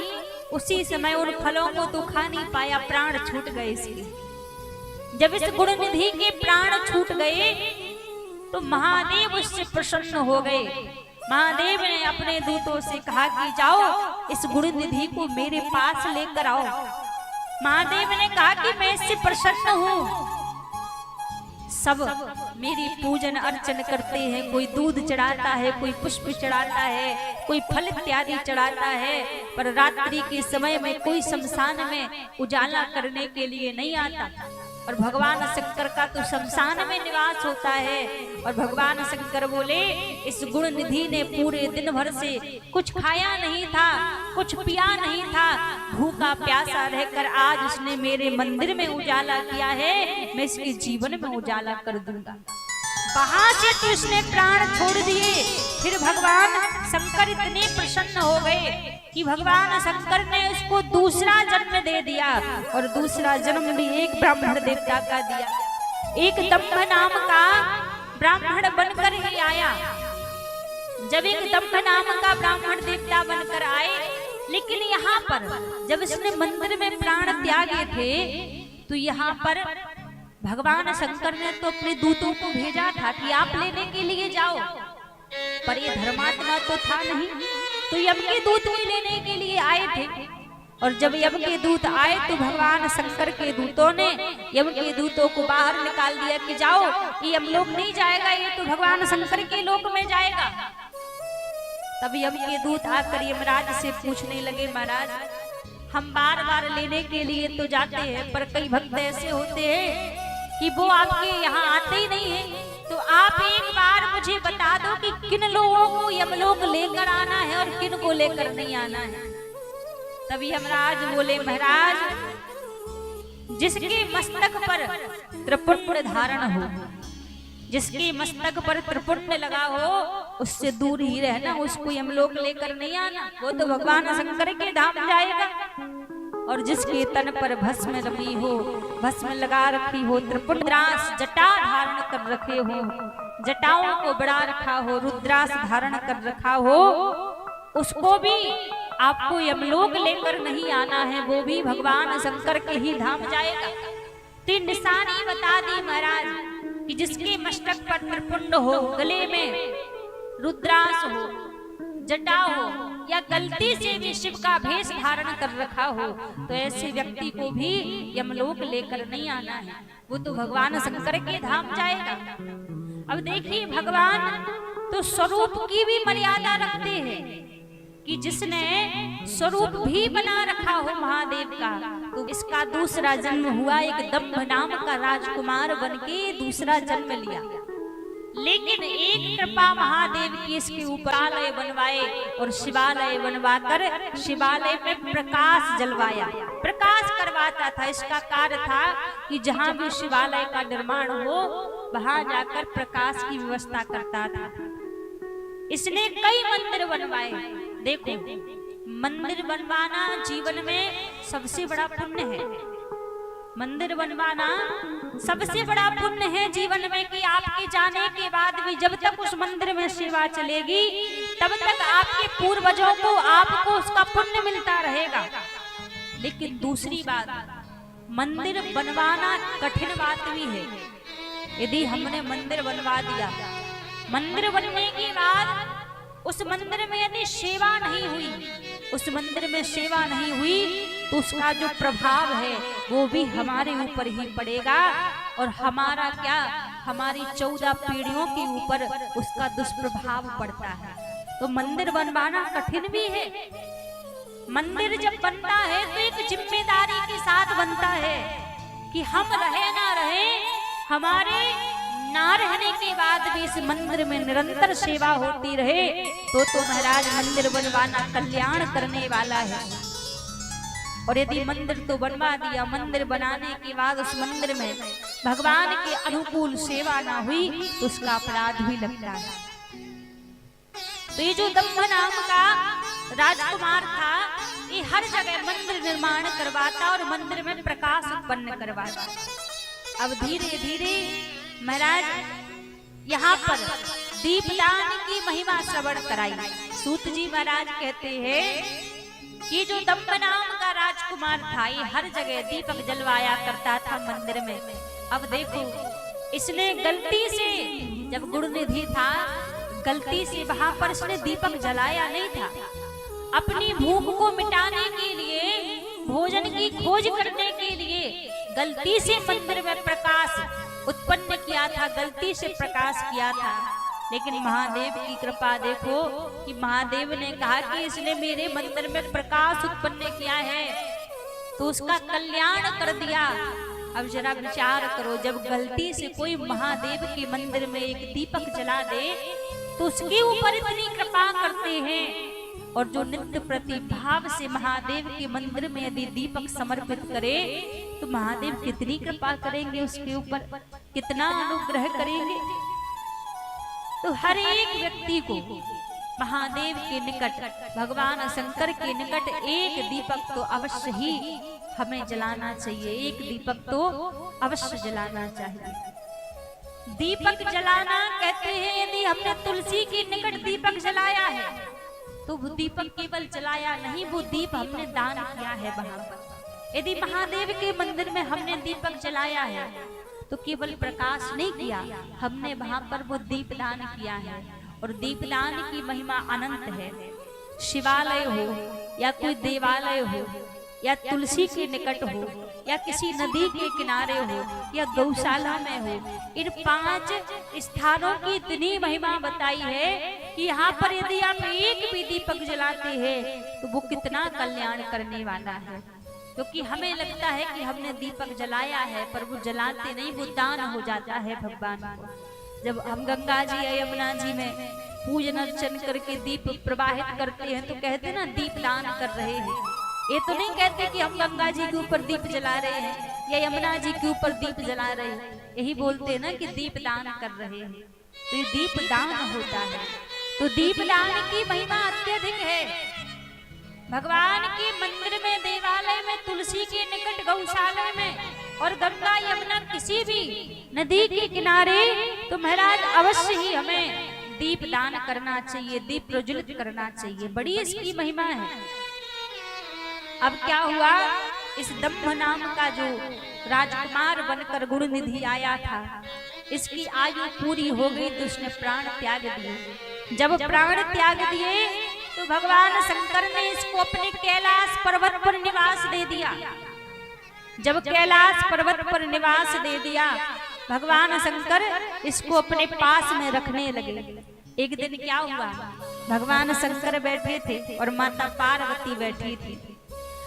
अब ये भगवान शंकर को देखे, भगवान शंकर को कम देखे और माता पार्वती को ज्यादा देखे। कैलाश पर्वत पर ये भगवान शंकर को तो कम निहारे पर माता पार्वती को ज्यादा निहारे। तो माता पार्वती ने क्या किया, अपने नेत्रों से प्रहार कर दिया। माँ को लगा कि बार बार मुझे ही क्यों देख रहा है, इतना ज्यादा क्यों मुझे देख रहा है। तो माँ ने अपने नेत्रों से ही माँ ने प्रहार कर दिया दूर से ही, और जब प्रहार किया तो इसके दोनों नेत्र चले गए, दोनों नेत्र फूट गए। अब जब दोनों नेत्र चले गए तो ये रुदन करने लगा, रोने लगा। भगवान शंकर बोले, देवी आपने क्या कर दिया। माता पार्वती बोली, महादेव ये मुझे बार बार आपको कम देख रहा था, मुझे ज्यादा देख रहा था, इसलिए मैंने इसके दोनों नेत्रों पर प्रहार कर दिया। भगवान शंकर बोले, देवी आपने गलत किया, ये तो आपका पुत्र है और आप जानती है क्या देख रहा था, मुझे कम देख रहा था, आपको ज्यादा इसलिए देख रहा था, ये आपकी करुणा को निहार रहा था, ये आपकी ममता को निहार रहा था कि आप कितने करुणा करने वाली हैं, आप कितनी ममतामय हैं, इसलिए ये तो आपके पुत्र गणेश की भांति है, ये आपकी ममता करुणा को निहार रहा था। अब आपने इसके दोनों नेत्रों पर प्रहार कर दिया। अब जैसे भगवान शंकर ने कहा कि दोनों नेत्रों पर प्रहार कर दिया तो माँ बोली, गलती हो गई। माँ ने कहा, कोई बात नहीं, मैं इसको आशीर्वाद देती हूँ, आज से ये हमारे नाम से जाना जाएगा।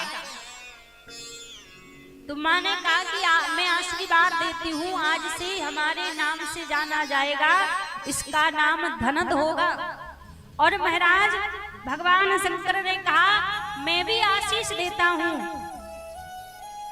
कि आज से तुम पुत्र तो हो ही, पर मैं तुम्हारे साथ अपने सखा का व्यवहार भी रखूंगा और तुम्हारा नाम धनद होगा, कुबेर तुम्हारा नाम होगा, तुम यज्ञ किन्नरों के तुम स्वामी रहोगे और तुम्हारे मन में कभी भी कोई भी भाव आएगा। भगवान शंकर को फिर भी शांति नहीं मिली तो कहा, जिस प्रकार मुझे भगवान नारायण प्रिय हैं, भगवान नारायण से जैसा मेरा सखा का भाव है वैसा ही मैं सखा का भाव तुमसे रखूंगा।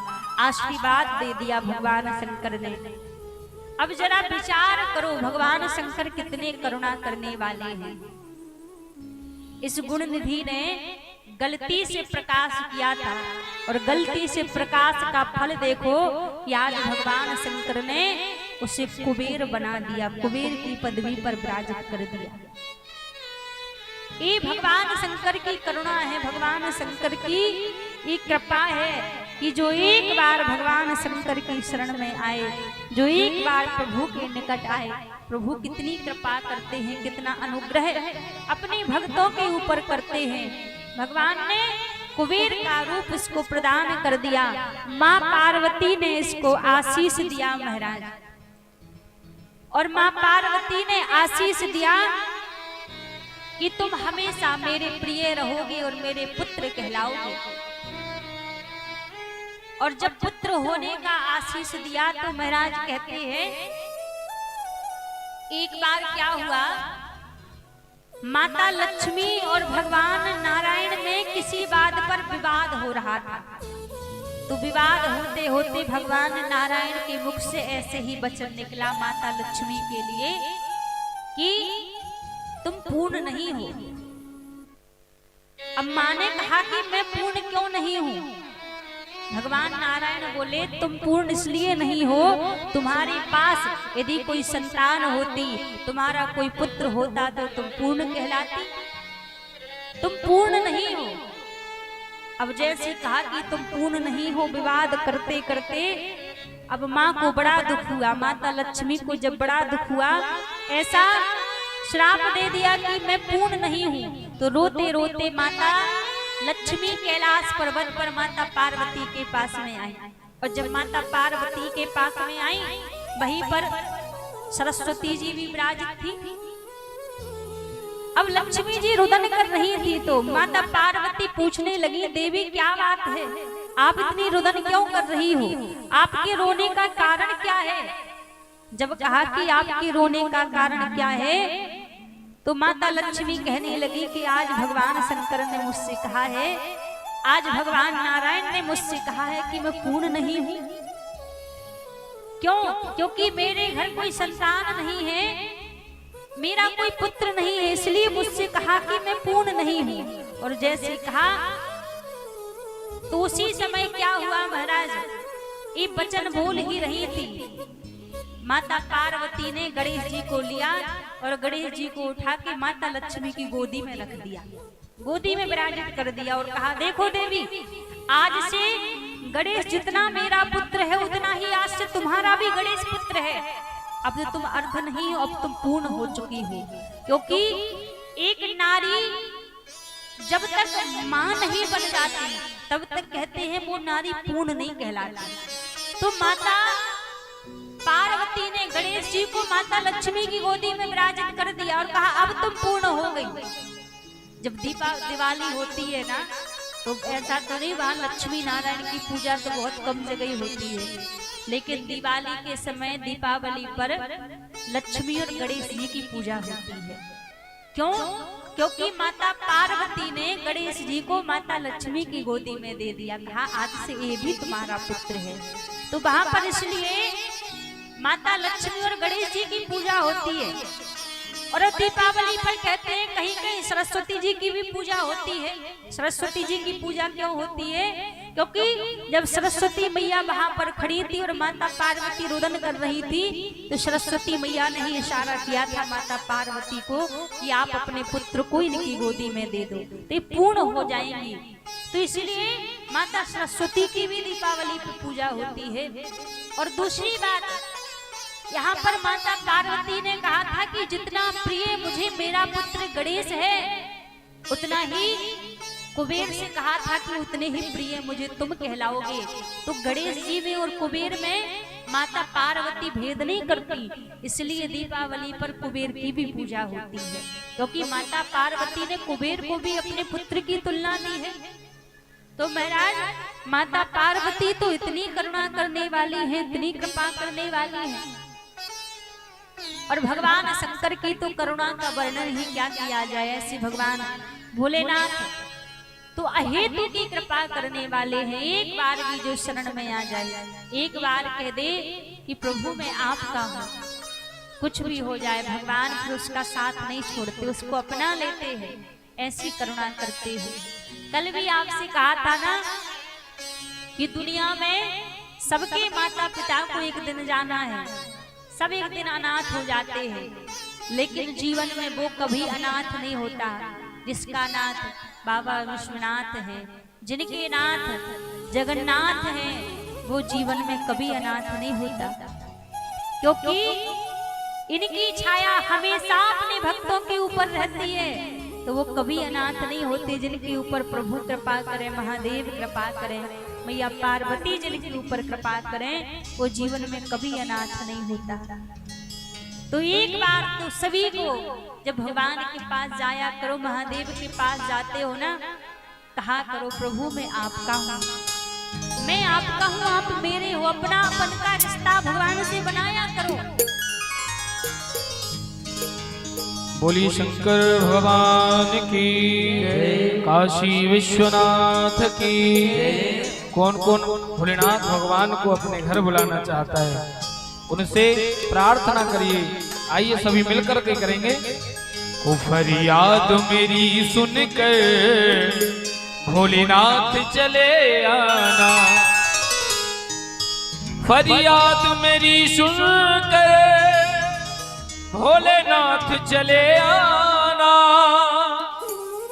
ओ नित्य ध्यान धरूं तेरा, नित्य ध्यान धरूं तेरा, मेरी बिगड़ी बना जाना। नित्य ध्यान धरूं तेरा, मेरी बिगड़ी बना जाना। फरियाद मेरी सुनकर भोलेनाथ चले आना।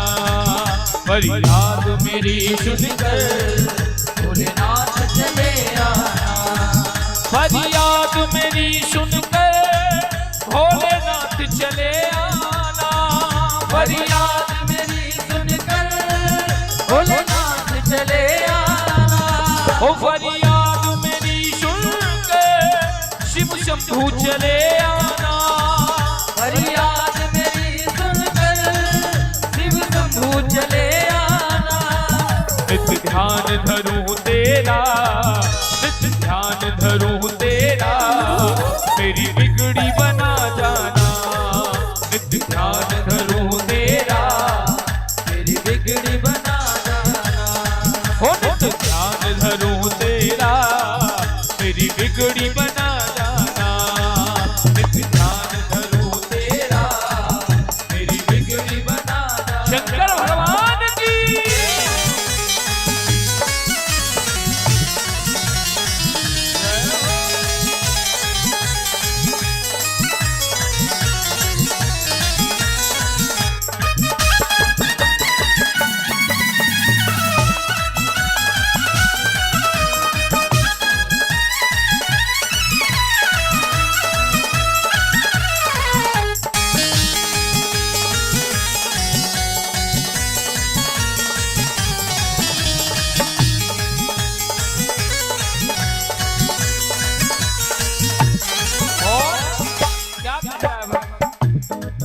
तुझे अपना समझ कर मैं फरियाद सुनाता हूँ। तुझे अपना समझ कर मैं फरियाद सुनाता हूँ। तुम्हें अपना समझ कर मैं ये विनय सुनाता हूँ। तुझे अपना समझ कर मैं ये विनय सुनाता हूँ।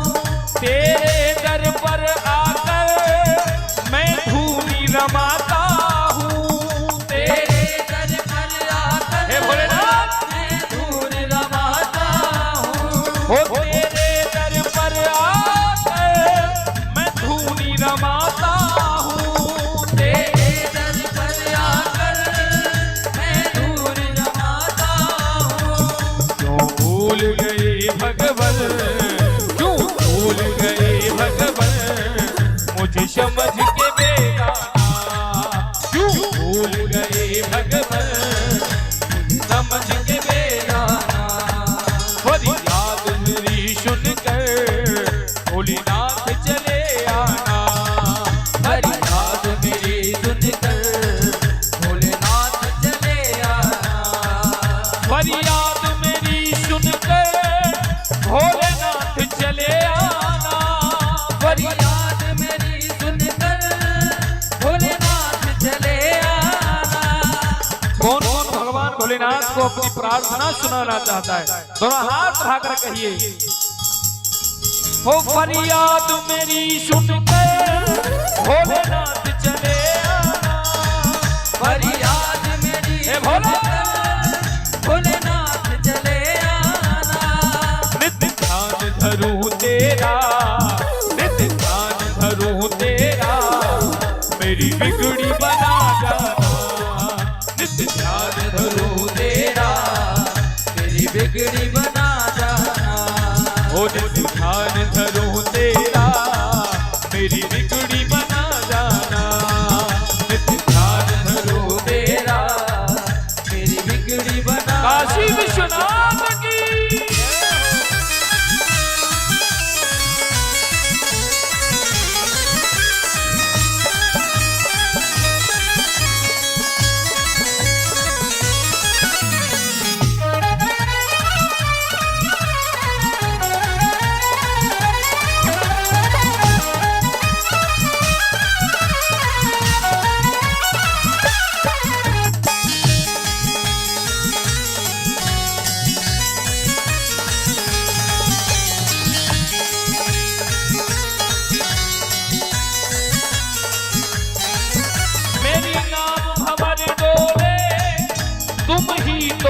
खिवैया हो। मेरी नाव भंवर डोले तुम ही तो खिवैया हो। बड़ा सुंदर भाव कहा है, हे मेरी नाव भंवर डोले तुम ही तो खिवैया हो। मेरी नाव भंवर डोले तुम ही तो खिवैया हो। ओ जग के रखवाले तुम ही तो कन्हैया हो। जग के रखवाले तुम ही तो कन्हैया हो। ओ मेरी नाव भंवर डोले तुम ही तो खिवैया हो। मेरी नाव भंवर डोले शंभू तुम ही तो खिवैया हो। मेरी नाव भंवर डोले तुम ही तो खिवैया हो।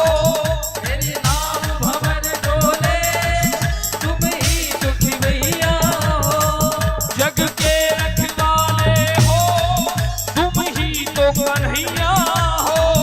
जग के रखवाले हो तुम ही तो कन्हैया हो। कर नंदी की सवारी, कर नंदी की सवारी, भव पार लगा जाना। कर नंदी की सवारी, भव पार लगा जाना। ओ फरियाद मेरी सुनकर भोलेनाथ चले आना। फरियाद मेरी सुनकर भोलेनाथ चले आना।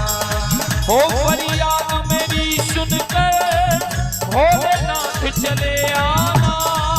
फरियाद मेरी सुनकर हे भोलेनाथ भोलेनाथ चले आना। नित्य ध्यान धरूं तेरा, नित्य ध्यान धरूं तेरा, मेरी बिगड़ी बना जाना। ध्यान धरूं तेरा मेरी बिगड़ी शंकर बना भगवान की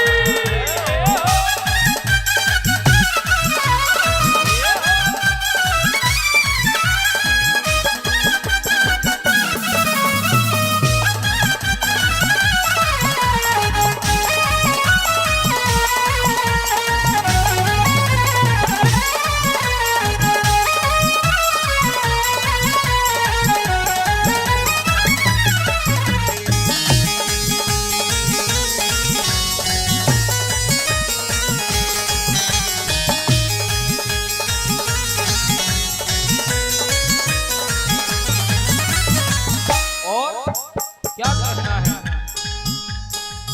तुम बिन न कोई मेरा अब नाथ सहारा है।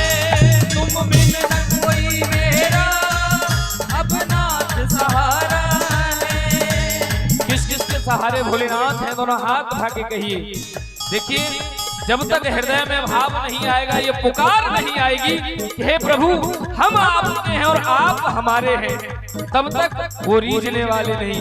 तो जिन्हें रिझाने दोनों हाथ उठा के उनसे कहिए और ये पुकारते हुए कहें उनसे, तुम बिन न कोई मेरा अब नाथ सहारा है।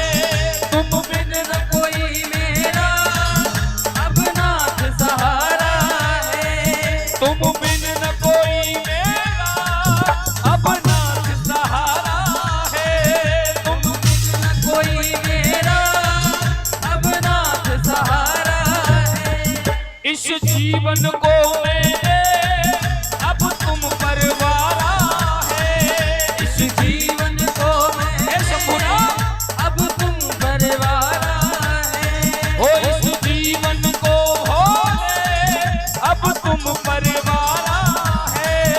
इस जीवन को भोले अब तुम परवारा है।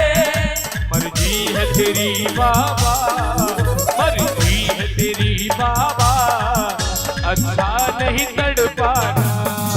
मर्जी है तेरी बाबा, अच्छा नहीं तड़पाना। ओ मर्जी है तेरी बाबा, अच्छा नहीं तड़पाना। मर्जी है तेरी बाबा अच्छा नहीं तड़पाना। ओ फरियाद मेरी सुनकर भोलेनाथ चले आना। फरियाद मेरी सुनकर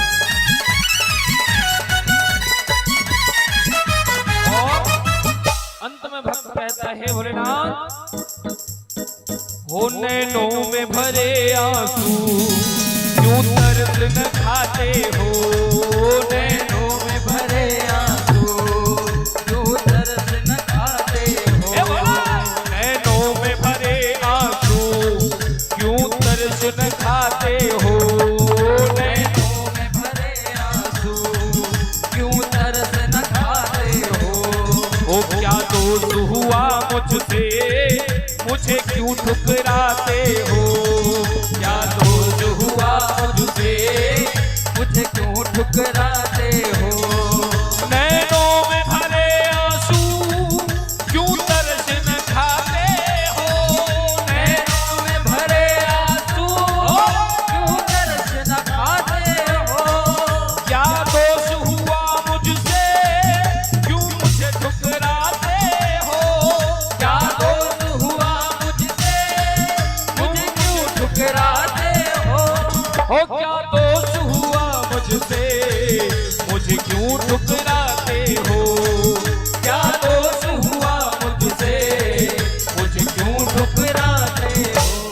ओ अब मेहर करो भोले, अब मेहर करो भोले, अब मेहर करो भोले, सुन कर ये चले आना, अब मेहर करो भोले, सुन कर ही चले आना, ओ मेहर करो भोले, सुन के मेरा पुछाना, मेहर करो भोले, सुन कर मेरा पुछाना, फरियाद मेरी सुनकर भोलेनाथ चले आना, फरियाद मेरी सुनकर भोलेनाथ चले आना, ओ फरियाद मेरी सुनकर भोलेनाथ चले आना, फरियाद मेरी सुनकर भोलेनाथ चले आना।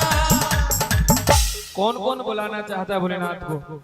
सभी पुकारते हुए कहेंगे, तालियों के साथ सभी बोलेंगे मेरे साथ, फरियाद मेरी सुनकर भोलेनाथ चले आना, फरियाद, सभी बोले,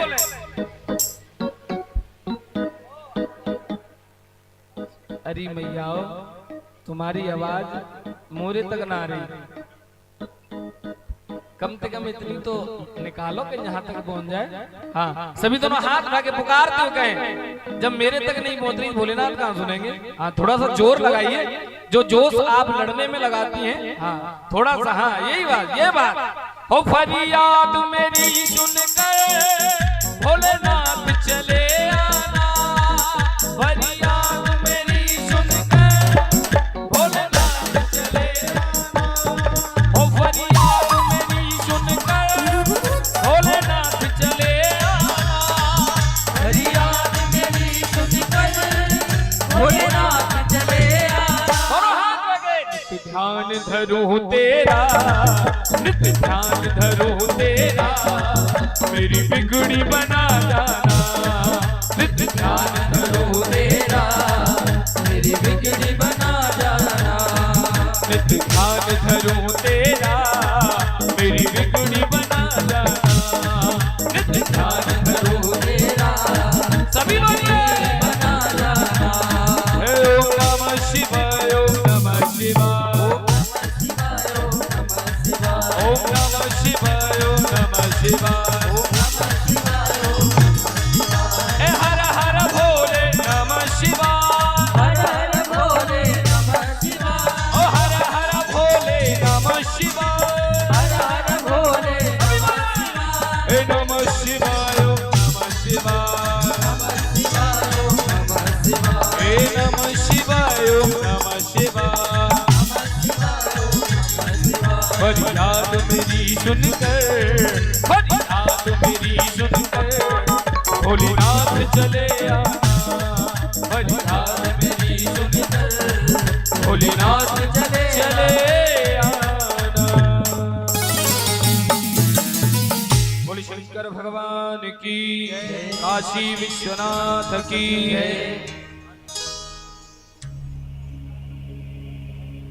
बोलिए शंकर भगवान की। एक बार सभी प्रेम से कहिए हर हर महादेव, हर हर महादेव। हर हर महाराज भगवान शंकर इतनी करुणा करने वाले हैं, जो भी महादेव को पुकारे, जो भी उनसे विनती करे, फिर भगवान शंकर आने में देरी नहीं करते। उसके ऊपर, उस भक्त के ऊपर अनुग्रह करने में भगवान शंकर देरी नहीं करते।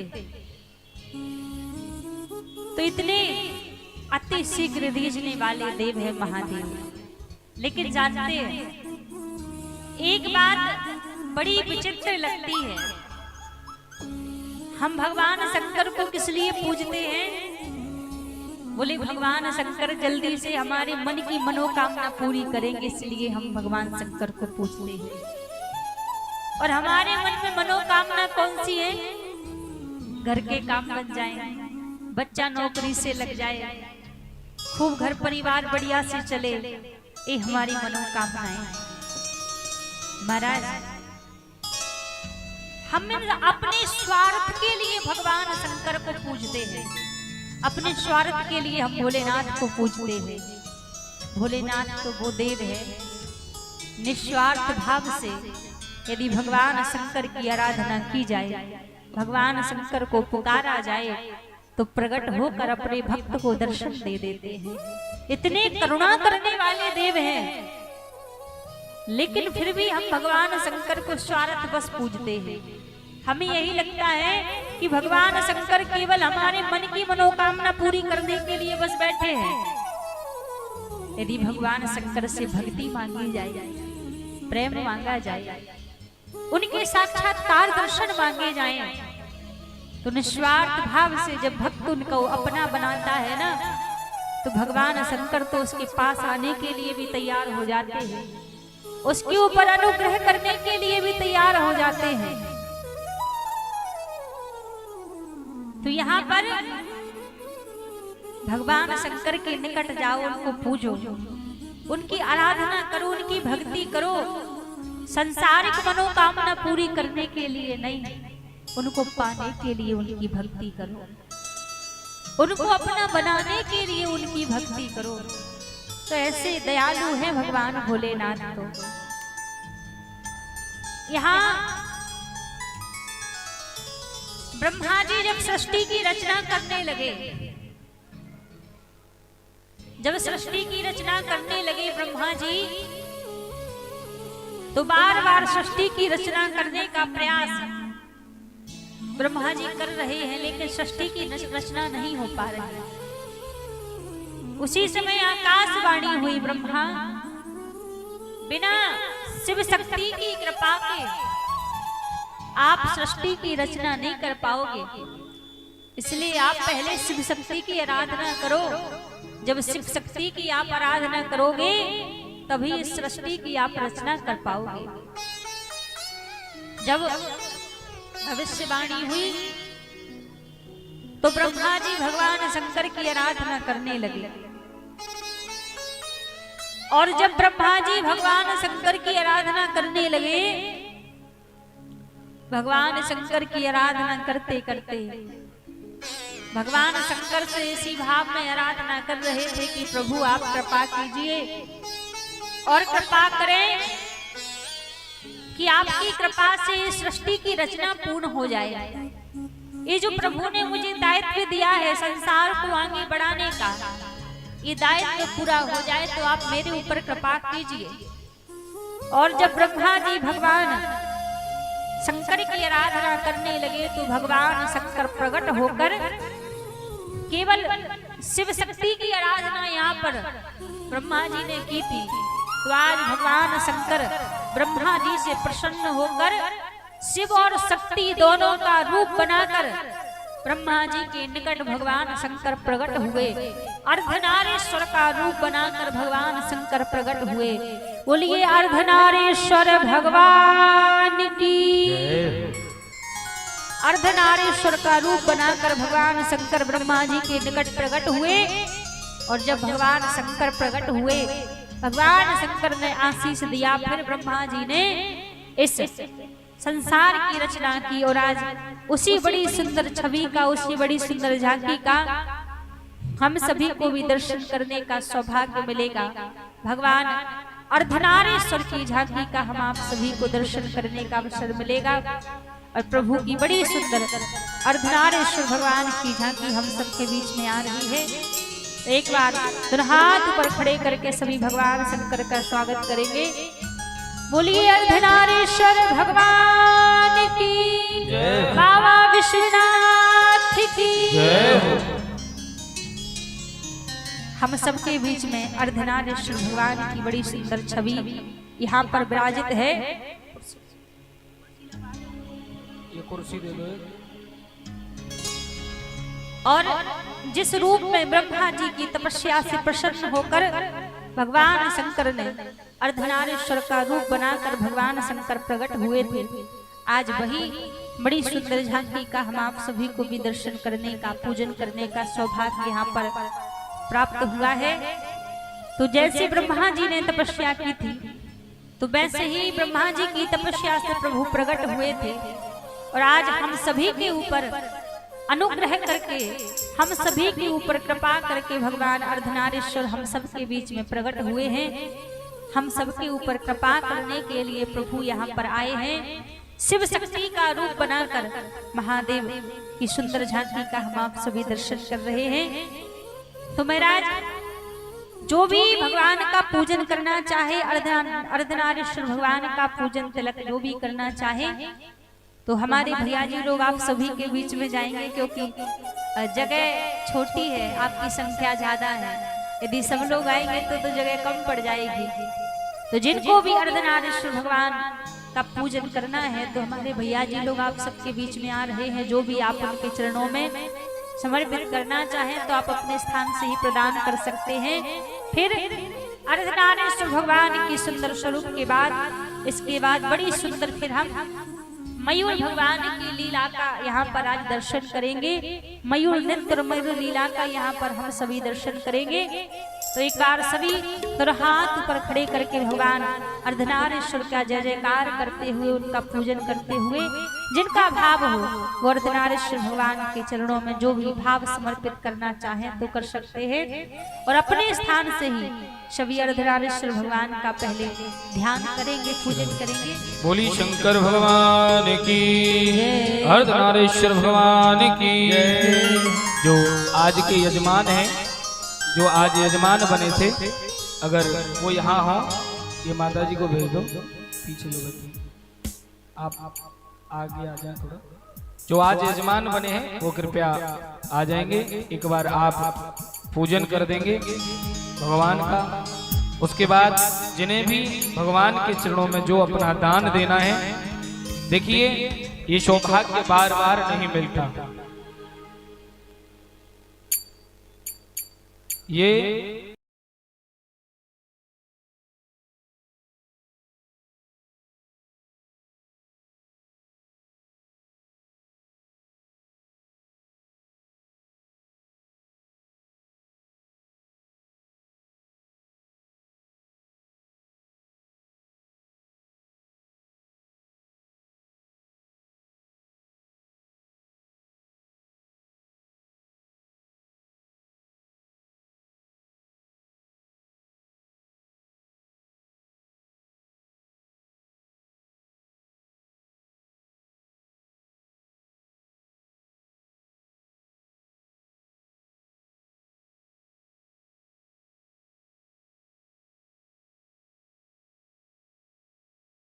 भोलेनाथ, गुण गाऊं भोलेनाथ, हो मैं मनाऊं भोलेनाथ, गुण गाऊं भोलेनाथ, मैं मनाऊं भोलेनाथ, गुण गाऊं भोलेनाथ, मैं मनाऊं भोलेनाथ, गुण गाऊं भोलेनाथ, मैं मनाऊं भोलेनाथ, गुण गाऊं भोलेनाथ, मैं मनाऊं भोलेनाथ, गुण गाऊं भोलेनाथ, मैं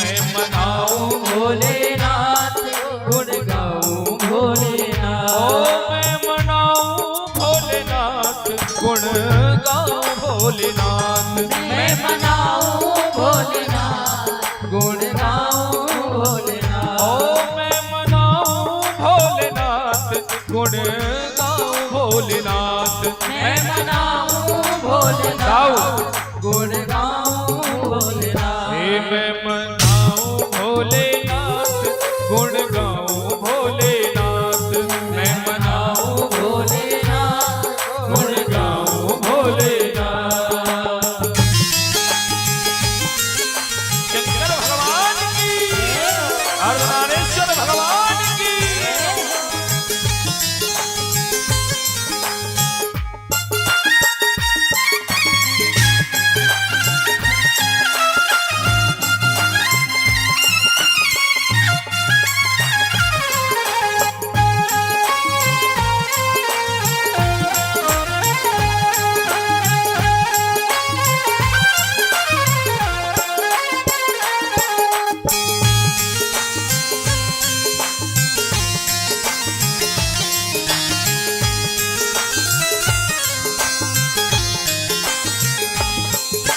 तेरी कृपा से शिव शंभु मेरा परिवार चलता है। तेरी कृपा से शिव शंभु मेरा परिवार चलता है तेरी कृपा से शिव शंभु मेरा परिवार चलता है। तेरी कृपा से शिव शंभु मेरा परिवार चलता है मेरा परिवार चलता है मेरा परिवार चलता है हाँ ये संसार चलता है ये संसार चलता है तेरी कृपा से शिव शंभु मेरा परिवार चलता है। तेरी कृपा से शिव शंभु मेरा परिवार चलता है मैं मनाऊं भोलेनाथ गुण गाऊं भोलेनाथ मैं मनाऊं भोलेनाथ गुण गाऊं भोलेनाथ हे मैं मनाऊं भोलेनाथ गुण गाऊं भोलेनाथ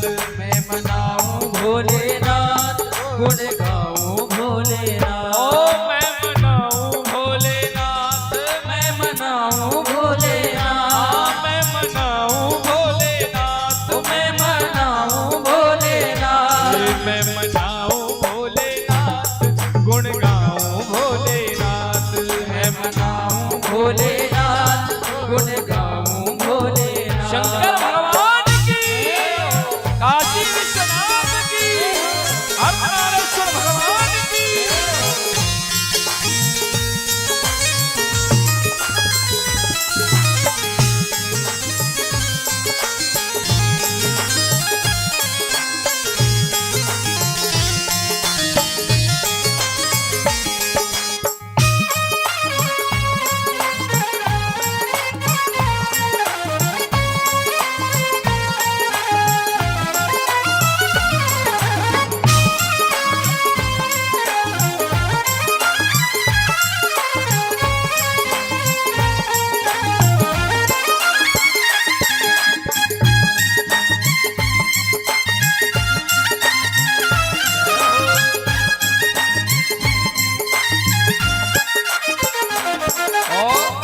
कैसे हैं भगवान भोलेनाथ खुद को लाख लपेटे रहते औरों को सब देते हैं। खुद को लाख लपेटे रहते औरों को सब देते हैं खुद को लाख लपेटे रहते औरों को सब देते हैं।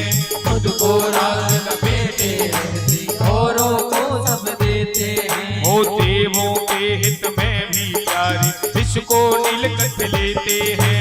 देवों के हित के लिए प्यारी इसको नीलकंठ लेते हैं ओ देवों के हित के लिए प्यारी उनको नीलकंठ लेते हैं।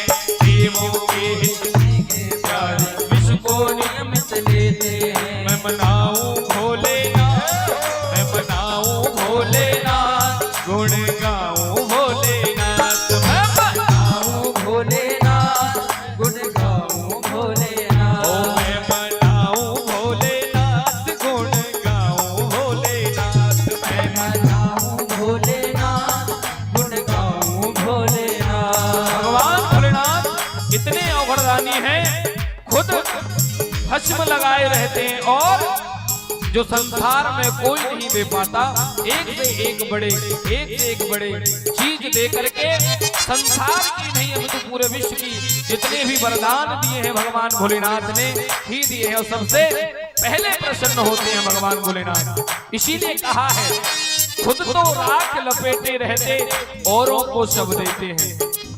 देवताओं की खातिर उस नीलकंठ को भी अपने नीलकंठ विष को भी अपने कंठ में धारण करते हैं।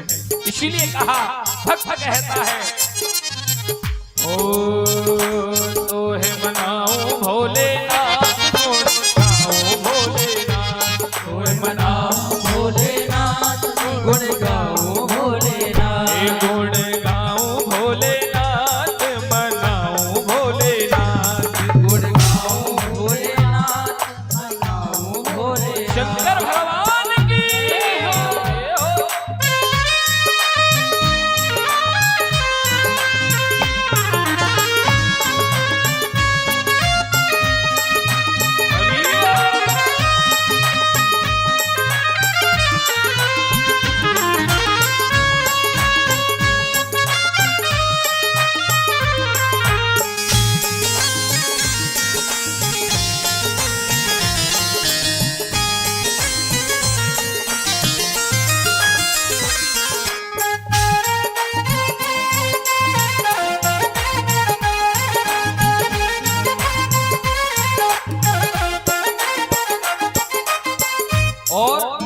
सुंदर भाव है। कहा शिव के चरणों में मिलते हैं सारे तीर्थ चारों धाम, शिव के चरणों में मिलते हैं सारे तीर्थ चारों धाम, शिव के चरणों में मिलते हैं सारे तीर्थ चारों धाम, शिव के चरणों में मिलते हैं सारे तीर्थ चारों धाम। करनी का सुख तेरे हाथों, शिव के हाथों में परिणाम, करनी का सुख तेरे शिव के हाथों में परिणाम, करनी का सुख तेरे हाथों शिव के हाथों में परिणाम, करनी का सुख तेरे हाथों शिव के हाथों परिणाम, करनी का सुख तेरे हाथों शिव के हाथों में परिणाम।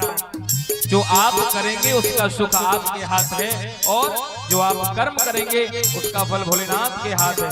तो दोनों हाथ उठा करके कौन कौन भोलेनाथ को मनाना चाहता है?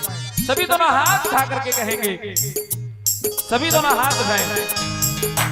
ओ गुण गाऊं भोलेनाथ मनाऊं भोलेनाथ, गुण गाऊं भोलेनाथ मनाऊं भोलेनाथ, मैं गुण गाऊं भोलेनाथ मनाऊं भोलेनाथ, गुण गाऊं भोलेनाथ मनाऊं भोलेनाथ, मैं गुण गाऊं भोलेनाथ, गुण गाऊं भोलेनाथ, मैं गुण गाऊं भोलेनाथ, गुण गाऊं भोलेनाथ। दोनों हाथ उठा के सभी ताली के साथ कहें, गुण गाऊं भोलेनाथ मनाऊं भोलेनाथ, गुण गाऊं भोलेनाथ मनाऊं। शंकर भगवान की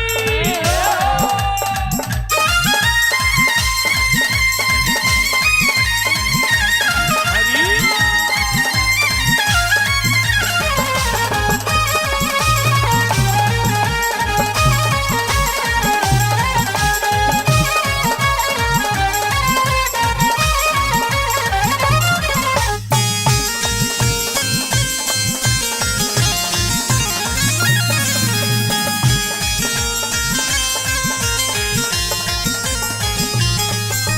शिव की रहती कैसी चिंता तास तेरे हैं आठों याम, शिव की रहते कैसी चिंता सास तेरे हैं आठों याम, शिव की रहते कैसी चिंता साथ तेरे हैं आठों याम, शिव की रहते कैसी चिंता साथ तेरे हैं आठों याम, ओ साथ तेरे हैं आठों याम, साथ तेरे हैं आठों याम, ओ साथ तेरे हैं भोलेनाथ, साथ तेरे हैं भोलेनाथ, ओ साथ तेरे हैं भोलेनाथ, साथ तेरे हैं भोलेनाथ। शिव के रहते कैसी चिंता साथ तेरे हैं आठों याम, शिव के रहते कैसी चिंता साथ तेरे हैं आठों याम, शिव को भजले सुख पाएगा मन को आएगा आराम, शिव को भजले सुख सुख पाएगा,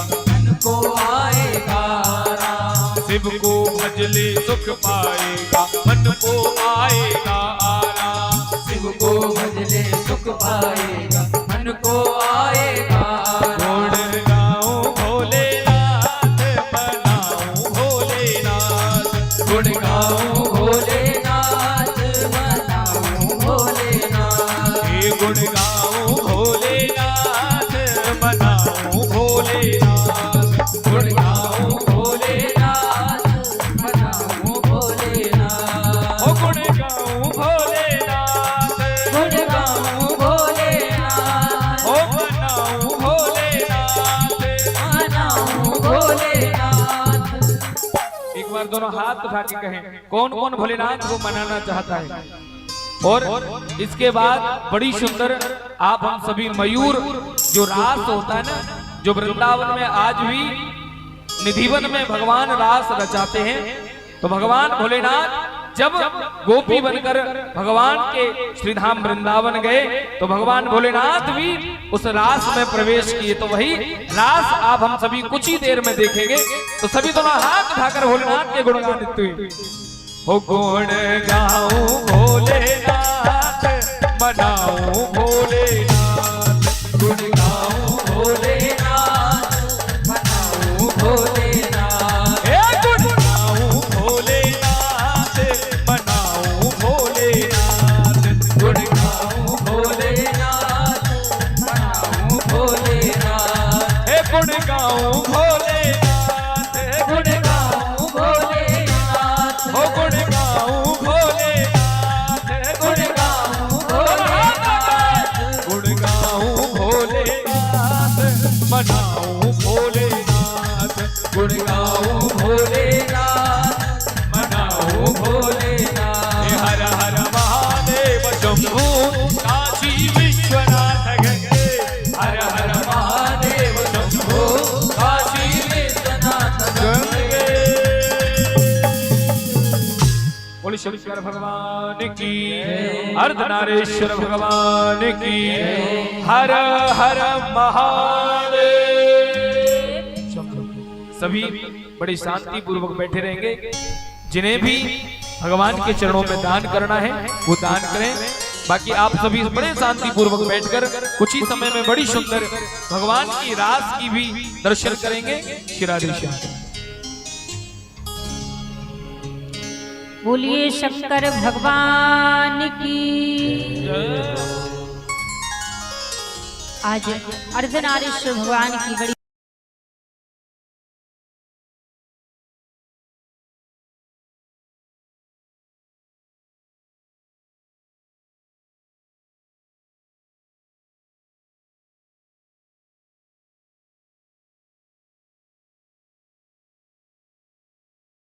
का हम आप सभी थोड़ी देर में दर्शन करेंगे। जिस समय ब्रजमंडल में महारास हो रहा था तो पार्वती मैया बड़े सज धज करके महारास में जाने को तैयार हुई। और जब पार्वती मैया बड़े सज धज करके महारास में जाने को तैयार हुई तो महाराज भगवान शंकर माता पार्वती के पास में आए और पार्वती जी के पास में आकर निवेदन करने लगे कि देवी आप इतनी सज धज करके कहाँ जा रही हो। जैसे कहा कि आप इतनी सज धज करके कहाँ जा रही हो तो महाराज पार्वती मैया बोली कि आज ब्रजमंडल में महारास हो रहा है और आज मैं महाराज के दर्शन करने के लिए जा रही हूँ। तो भगवान शंकर बोले देवी अकेली जाओगी क्या, मुझे लेकर नहीं जाओगी।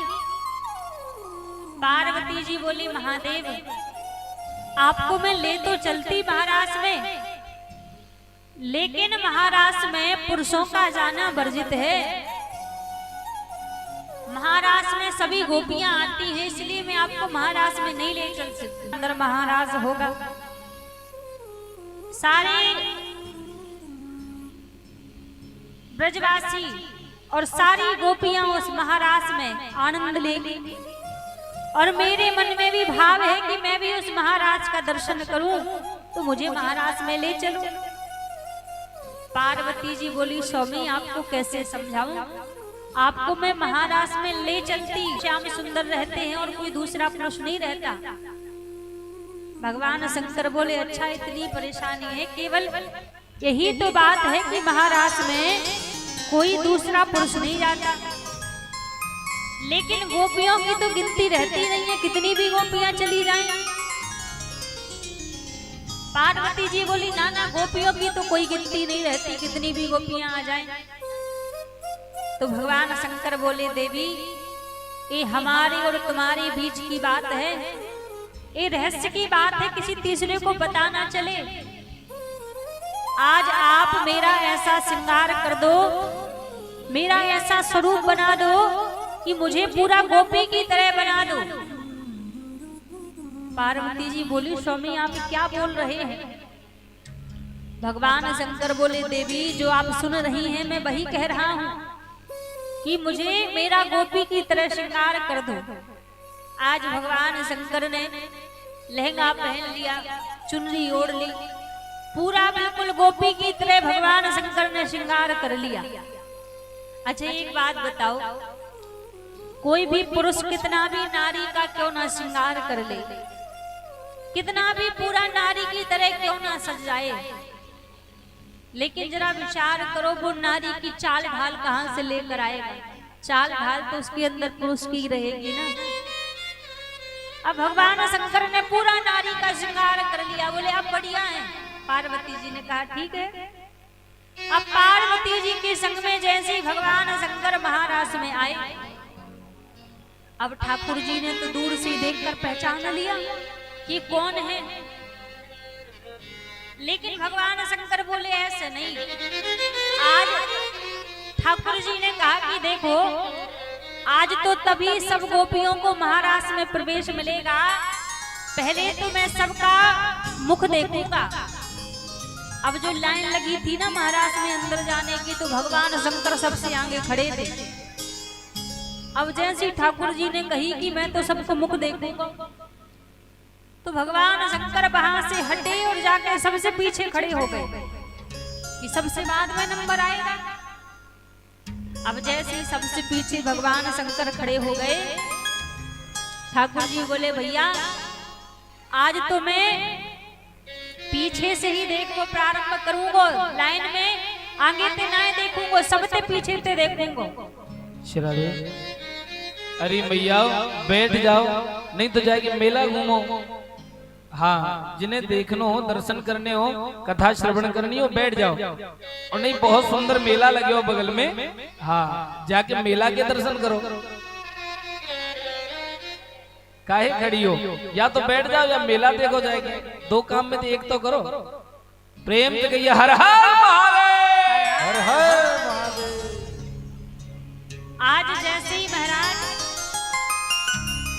भगवान भोलेनाथ सबसे पीछे जाकर खड़े हुए थे, अब ठाकुर जी पीछे जाने लगे। अब जैसे ही ठाकुर जी पीछे जाने लगे तो भगवान शंकर आके बीच में खड़े हो गए। अब भगवान शंकर जैसे बीच में खड़े तो ठाकुर जी बोले देखो भैया आज ये जो गोपी यहाँ वहां से ज्यादा आगे पीछे भाग रही है ना, सबसे पहले मैं जाको मुख देखूंगा। अब भगवान शंकर को लगा कि यदि ठाकुर जी ने मुख देख लिया तब तो महाराज में प्रवेश मिलेगा ही नहीं, कैसे महाराज में जाऊंगा? और महाराज में प्रवेश तो केवल एक ही व्यक्ति दिला सकता है, वो कौन है? वो राधा रानी है। और जैसे कहा कि महाराज में तो केवल मात्र एक ही व्यक्ति प्रवेश दिला सकता है, हमारी राधा रानी, हमारी स्वामिनी जी। और जैसे ही राधा रानी का ध्यान किया महाराज की केवल मात्र राधा रानी ही महाराज में प्रवेश दिला सकती हैं, भगवान शंकर ने गोपी का रूप बना रखा है। और गोपी का रूप बना के तुरंत ही भगवान शंकर ने अपने नेत्र बंद किए, दोनों हाथ जोड़े और दोनों हाथ जोड़कर तुरंत ही भगवान शंकर राधा कृपा कटाक्ष का पाठ करने लगे। मुनि निवृत्त वंदते त्रिलोक शोक हारिणी।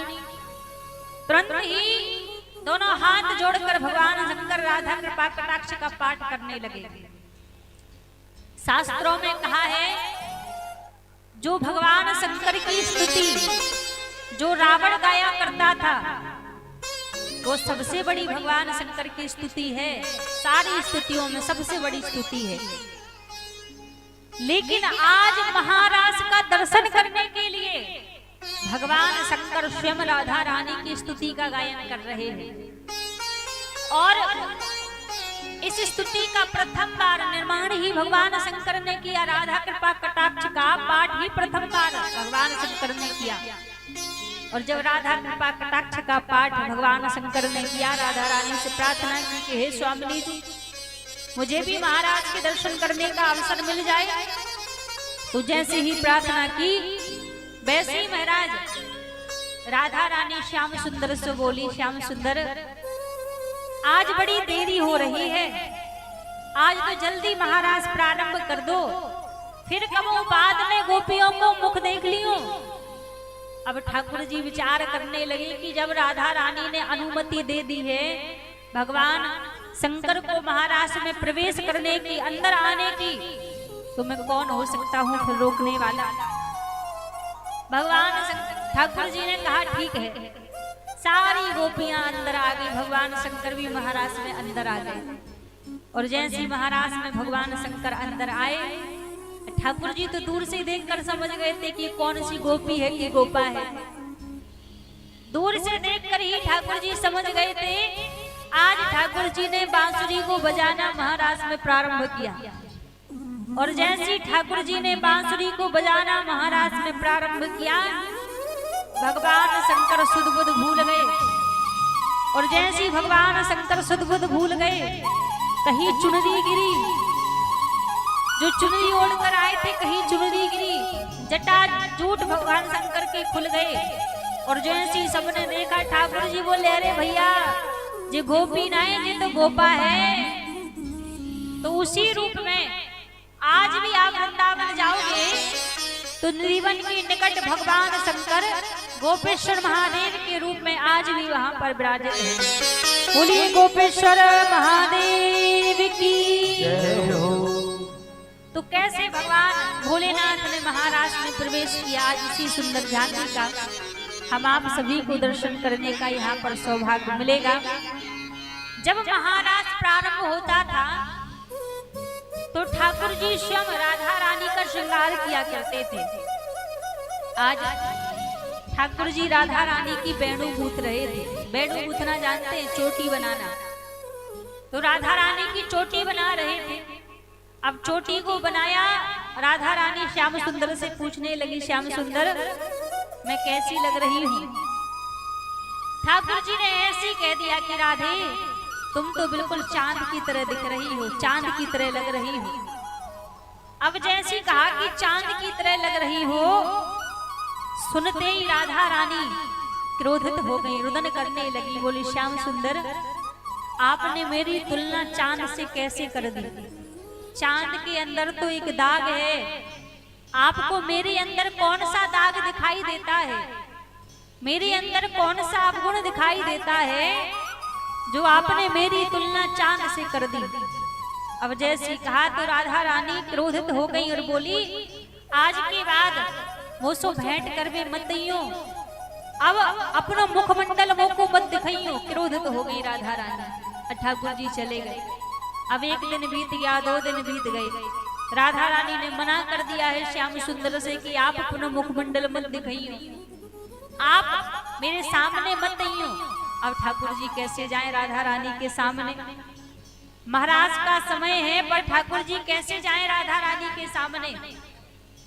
आज गहवर वन में राधा रानी अपनी सखियों के साथ में आई मोर भगवान के दर्शन करने के लिए। और जब मोर भगवान के दर्शन करने के लिए राधा रानी अपनी सखियों के साथ में आई तो सखियों से बोली अरे सखियां आज तो या गहवर वन में एक मोर के दर्शन आए हैं रहे, एक मोर दिखाई ना दे रहे। अब जैसी कही कि एक मोर भी दिखाई ना दे रहे तब ठाकुर जी ने विचार किया कि राधा रानी ने मेरा मुखमंडल देखने से मना किया है कि मेरे सामने मत आना। तो आज राधा रानी को रिझाने के लिए महाराष्ट्र में ठाकुर जी ने मोर का रूप धारण कर लिया। मोर बन गए भगवान और मोर का रूप धारण करके गहवर वन में राधा रानी को रिझाने के लिए ठाकुर जी आए हैं। राधा रानी को मनाने के लिए गहवर वन में आज मोर भगवान का रूप धारण करके ठाकुर जी आए हैं। तो उन्हीं मोर भगवान की बड़ी सुंदर झांकी का हम आप सभी दर्शन करेंगे। बस कुछ ही समय में मोर भगवान की सुंदर झांकी हम सभी के बीच में आएगी। कैसे मोर बनकर ठाकुर जी ने राधा रानी को रिझाया है और कैसे महाराष्ट्र में भगवान शंकर महाराष्ट्र के दर्शन करने के लिए आए हैं। तो उसी सुंदर झांकी का, उसी सुंदर लीला का हम आप सभी आज दर्शन करेंगे। और महाराज आज कथा का 6वां दिन है। कब 6 दिन निकल गए पता नहीं चला। किसी को पता लगा कि 6 दिन बीत गए, किसी को पता नहीं लगा। क्योंकि कहते हैं ना, अच्छे दिन कब बीत जाते हैं पता नहीं लगता, दुख के दिन जाने में समय लगता है और अच्छे दिन कब बीत जाएं उसमें पता ही नहीं लगता। तो ये तो अच्छे दिन थे, जो 6 दिन तो बीत गए, 2 दिन और बचे हुए हैं। अब वो भी कब बीत जाएंगे, कब निकल जाएंगे उसका भी पता नहीं लगेगा। क्योंकि कहते हैं नीके नैन निहार लो बाल कृष्ण की झांकी है। 6 दिन तो बीत गए बस 2 दिन ही बाकी है। 2 दिन और बचे हुए हैं। भगवान की कथा का आनंद लीजिए, भगवान की कथा को श्रवण कीजिए। अब ना जाने कब कितने दिनों में भगवान की कृपा होगी, भोलेनाथ की कृपा होगी, ठाकुर जी की कृपा होगी, तब भगवान की कथा को श्रवण करने का सौभाग्य दोबारा अवसर मिलेगा। क्योंकि जब अहेतु की कृपा प्रभु करते हैं तभी उनकी कथा, उनकी लीला, दर्शन श्रवण करने का सौभाग्य प्राप्त होता है। तो महाराज अभी तो हमें भगवान की कथा को सुनने का, श्रवण करने का यह सौभाग्य मिला है। अब ना जाने कब भगवान की कृपा होगी और कब ऐसा सौभाग्य, ऐसा अवसर हमें प्राप्त होगा। तो 2 दिन और बचे हुए हैं। भगवान की कथा के, महादेव की कथा को हम सुन रहे हैं। तो 2 दिन और सभी अधिक से अधिक संख्या में पधारिए और भगवान की कथा को श्रवण कीजिए।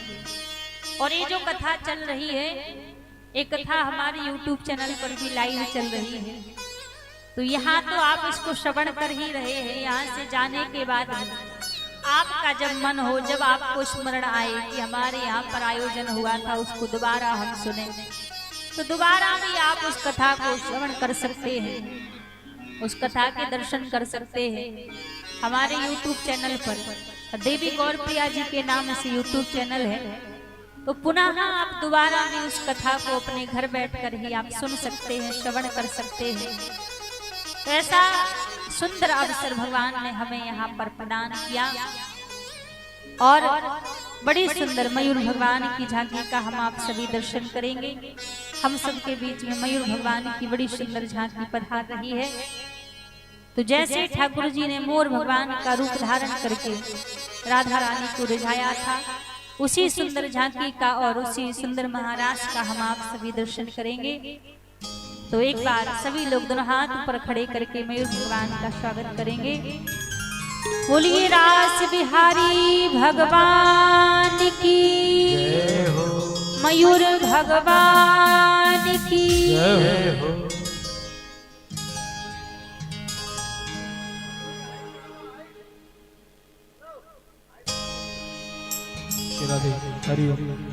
हम सभी के बीच ठाकुर जी, किशोरी जी, चले आ रहे, एक बार जोरदार तालियां बजाएं।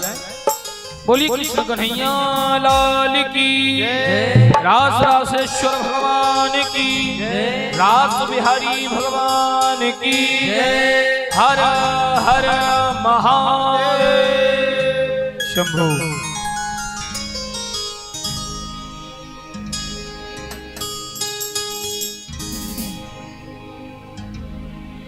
गोविंद गोविंद गोविंद गोविंद आयो गोविंद गोविंद गोविंद आयो गोविंद गोविंद गोविंद आयो गोविंद गोविंद गोविंद आयो गोविंद गोविंद गोविंद आयो गोविंद गोविंद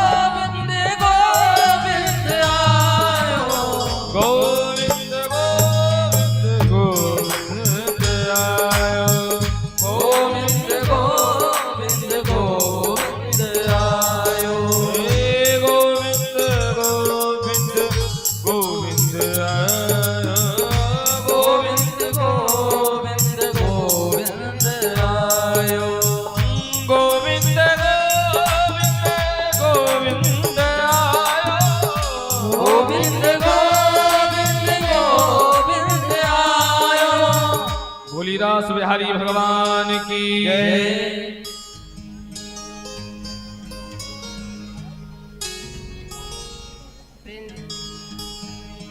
सिरा दे सिरा दे सिरा दे सिरा दे सिरा दे सिरा दे सिरा दे राधे सिरा दे सिरा दे सिरा वृंदावन धाम को वास भलो जहाँ पास भये जमुना पटरानी जो जन नहाय के ध्यान धरे बैकुंठ मिले तिनको रजधानी वेद पुराण बखान कहे सब संत मुनि तिनके मन मानी यमुना यमदूतन तारत हैं भव तारत है श्री राधिका रानी। ए मैया बैठ जा ये बिठाइए सभी को। जय जय मची ब्रज में चहूं और सो बोल रही नर नारी जय जय जय जय कहे भृगु व्यास पराशर बोल रहे सनकार्तिक जय जय बोलो रंगीले रसीले छबीले की बोलो रास बिहारी की जय जय।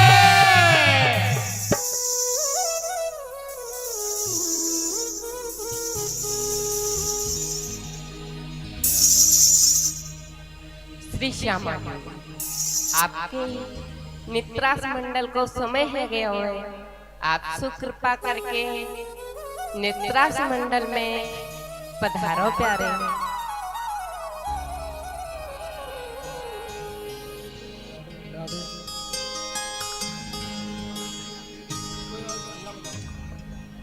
अच्छो सखी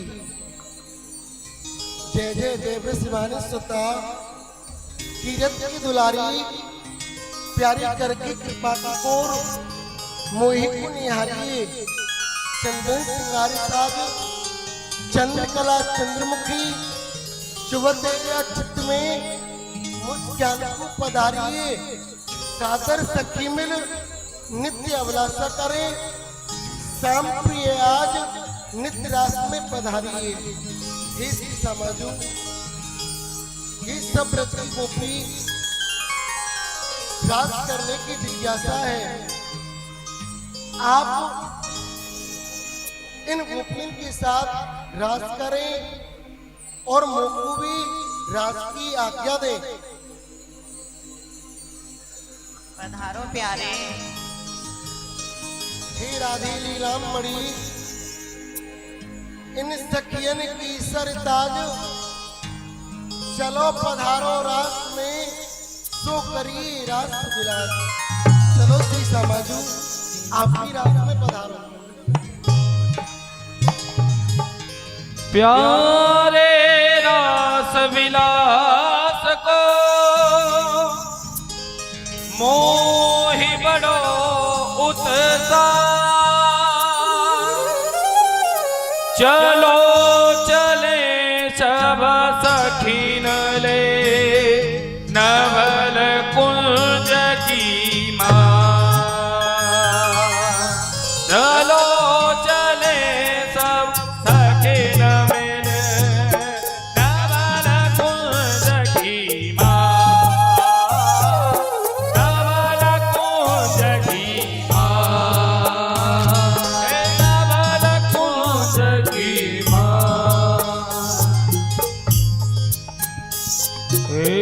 बांसुरी बजावे प्यारो नंद लाला, बांसुरी बजावे प्यारो नंद नंदना।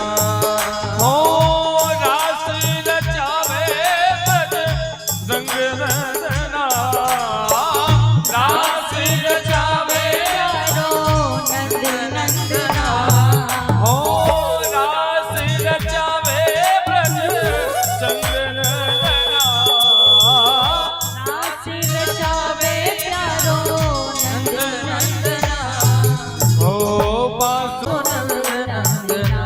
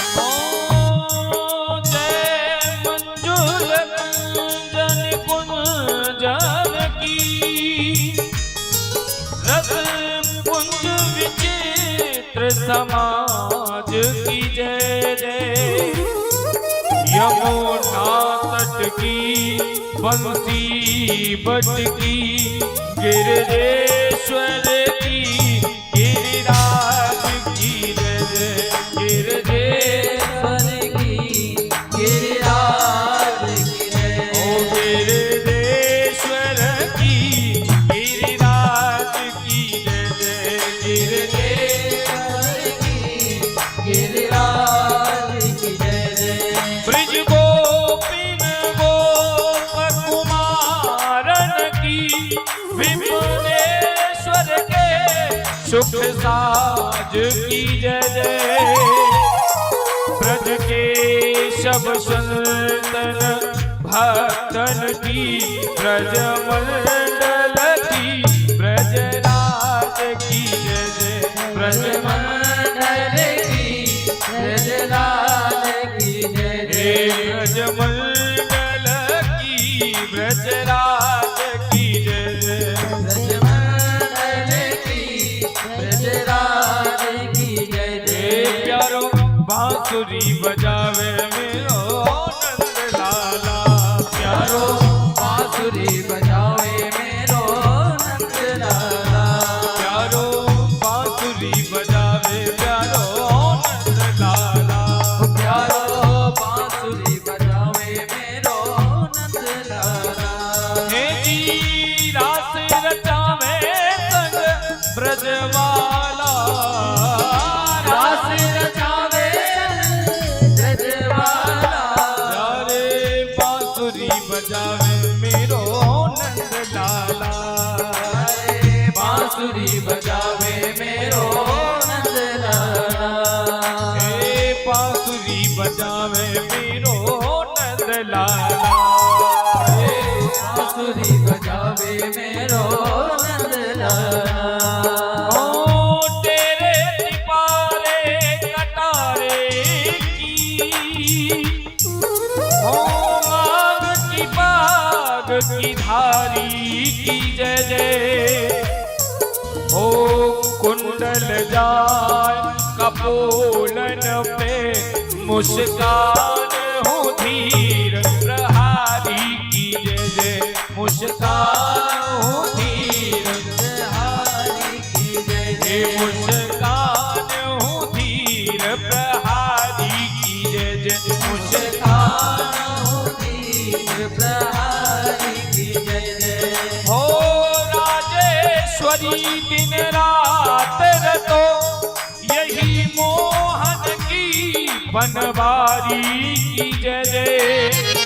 प्रेम से बोलो बोलत डोलो, जय जय श्री बांके बिहारी की जय जय, जय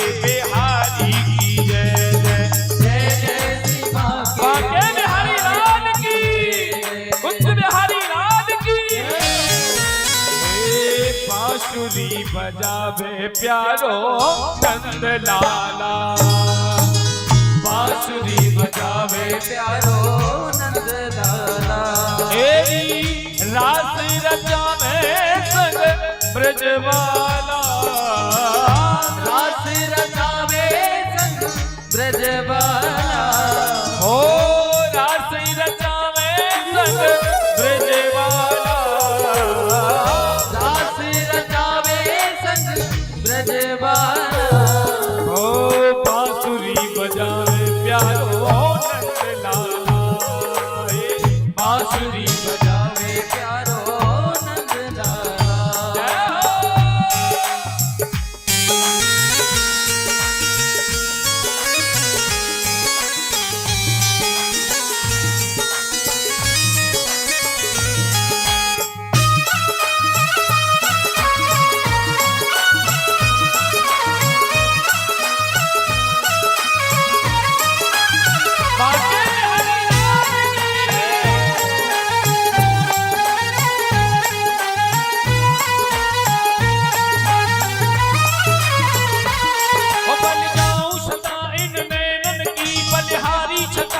होता रहूं बलिहारी छटा पे होता रहूं, बलिहारी छटा पे होता रहूं, कभी भूलूं न नाम तुम्हारा प्रभु, चाहे जागत स्वप्न में सोता रहूं, चाहे जागत स्वप्न में सोता रहूं, चाहे जागत स्वप्न में सोता रहूं। हरे कृष्ण ही कृष्ण पुकारा करूं, मुख आंसुओं से नित धोता रहूं, मुख आंसुओं से नित धोता रहूं, मुख आंसुओं से नित धोता रहूं। ब्रजराज तुम्हारे वियोग में बस यूं ही निरंतर रोता रहूं, बस यूं ही निरंतर रोता रहूं, बस यूं ही निरंतर रोता रहूं। जिससे रहा का था तुमने वह त्यागमयी अनुरागी कहाँ है, कर दे वह प्राण निछावर जो, वह पावन प्रेम सशक्ति कहाँ है, वह पावन प्रेम शक्ति वह पावन प्रेम सशक्ति कहाँ है, वह पावन प्रेम शक्ति कहाँ। किसमें प्रहलाद ऋषि है दृढ़ता, ध्रुव की वह ध्रुवता वह शक्ति कहाँ है, भगवान खड़े मिलने के लिए, वो पर भक्तों के भीतर भक्ति कहाँ है, पर भक्तों के भीतर भक्ति कहाँ है, पर भक्तों के भीतर भक्ति कहाँ, पर भक्तों के भीतर भक्ति कहाँ है, पर भक्तों के भीतर भक्ति कहाँ। चारों बांसुरी बजावे मेरो नंद लाला, प्यारो बांसुरी बजावे मेरो नंद लाला, चारों बांसुरी बजावे मेरो नंद लाला, प्यारो बांसुरी बजावे मेरो नंद लाला।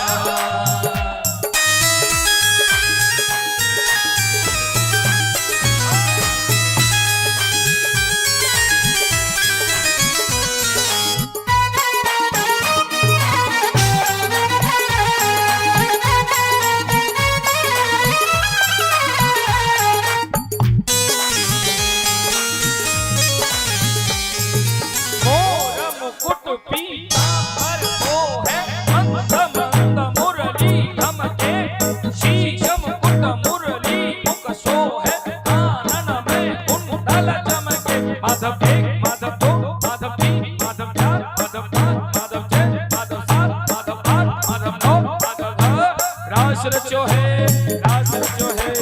यमुना किनारे हरि रास रचो है, रास रचो है, रास रचो है, यमुना किनारे नदी रास रचो है, यमुना के तट पे कृष्ण कन्हैया राधा नाचे, ता थई ता थई थई ता थई ता थई थई ता थई ता थई थई ता थई ता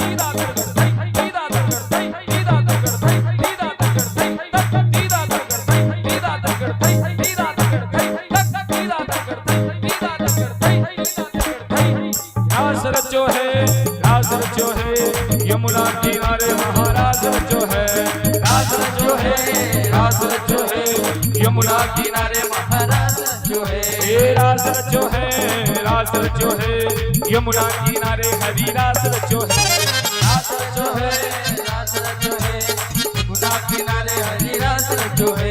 रास रचो है, रास रचो है, यमुना किनारे हरी रास रचो है, रास रचो है, रास रचो है, यमुना किनारे हरी रास रचो है।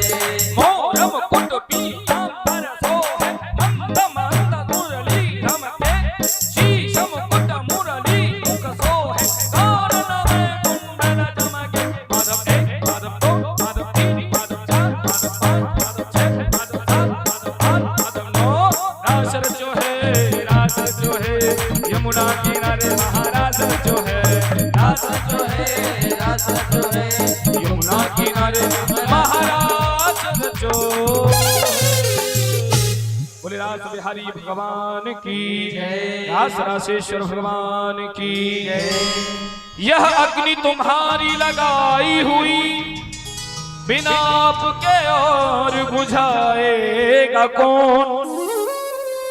परिवार कुटुंब से नाता तजा, उनमें अब हमें अपनाएगा कौन। हरे कृष्ण दयानिधि को तज के, दुखियों पे दशा दर्शाएगा कौन। अहो प्रीतम प्यारे तुम्हारे बिना, ये अधरा अमृत पान कराएगा कौन।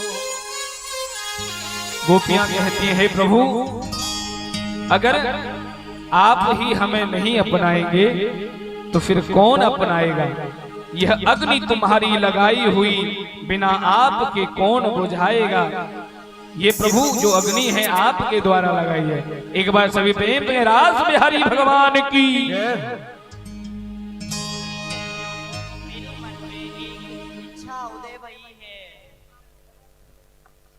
श्री श्यामा जी, आपके मन में ऐसी कहा नवीन उत्कंठा उदय भई है, भैया हम सब गोपिन ने बताओ।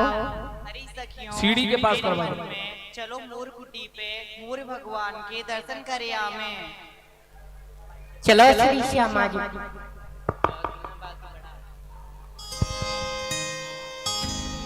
आइए अब आप हम सभी मयूर भगवान के बड़े ही सुंदर यहाँ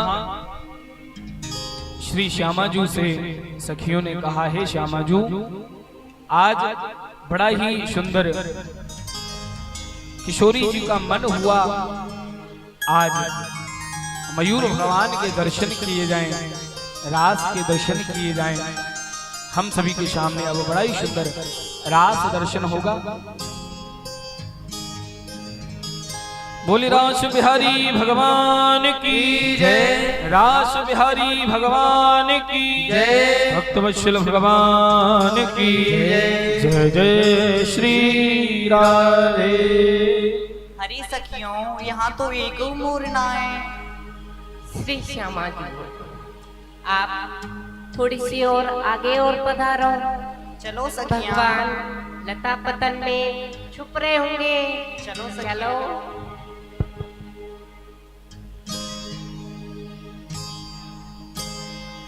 बोली रास बिहारी भगवान की जय। एक दिना श्री कुंवर राधिका मोर कुटी आई, राधिका मोर कुटी आई। नित्य मयूरन को देखन मन उत्कंठा छाई, नित्य मयूरन को देखन मन उत्कंठा छाई। ओ एक दिना श्री कुंवर राधिका मोर कुटी आई, राधिका मोर कुटी आई। नित्य मयूरन को देखन मन उत्कंठा छाई, ओ नित्य मयूरन को देखन मन उत्कंठा छाई। नित्य मयूरन को देखन मन उत्कंठा छाई, नित्य मयूरन को देखन मन उत्कंठा छाई। मोर वहाँ एक नहीं पायो, मोर वहाँ एक नहीं पायो, मोर वहाँ एक नहीं पायो। जैसे ही श्यामाजू वहां आई तो वहां एक भी मोर न मिलने पर श्यामाजू बड़ी उदास होती हैं। यह दृश्य जब ठाकुर जी ने देखा तो बड़ा सुंदर भाव कहा, मोर वहां एक नहीं पायो, मोर वहां एक नहीं पायो, हो प्रिया प्रीतम मन भाव श्यामवा मोरा बन आयो, हे आयो रसिया मोर बन आयो रसिया, हो आयो रसिया मोर बन आयो रसिया। हो गहवर हे बरसाने की मोर कुटी में मोर बन आयो रसिया, हे बरसाने की मोर कुटी में मोर बन आयो रसिया। हे आयो रसिया मोर बन आयो रसिया, हो आयो रसिया मोर बन आयो रसिया। हो गहवर हो बरसाने की मोर कुटी में मोर बन आयो रसिया, हे बरसाने की मोर कुटी में मोर बन आयो रसिया। हे बरसाने की मोर कुटी में मोर बन आयो रसिया, हे बरसाने की मोर कुटी में मोर बन आयो ऐसे नहीं, दोनों हाथ लगे ताली के साथ, दोनों हाथ लगे और मयूर भगवान की। हे आयो रसिया मोर बन आयो रसिया, हो आयो रसिया मोर बन आयो रसिया। हो बरसा ये बरसाने की मोर कुटी में मोर बन आयो रसिया, हे बरसाने की मोर कुटी में मोर बन आयो रसिया। मयूर भगवान की।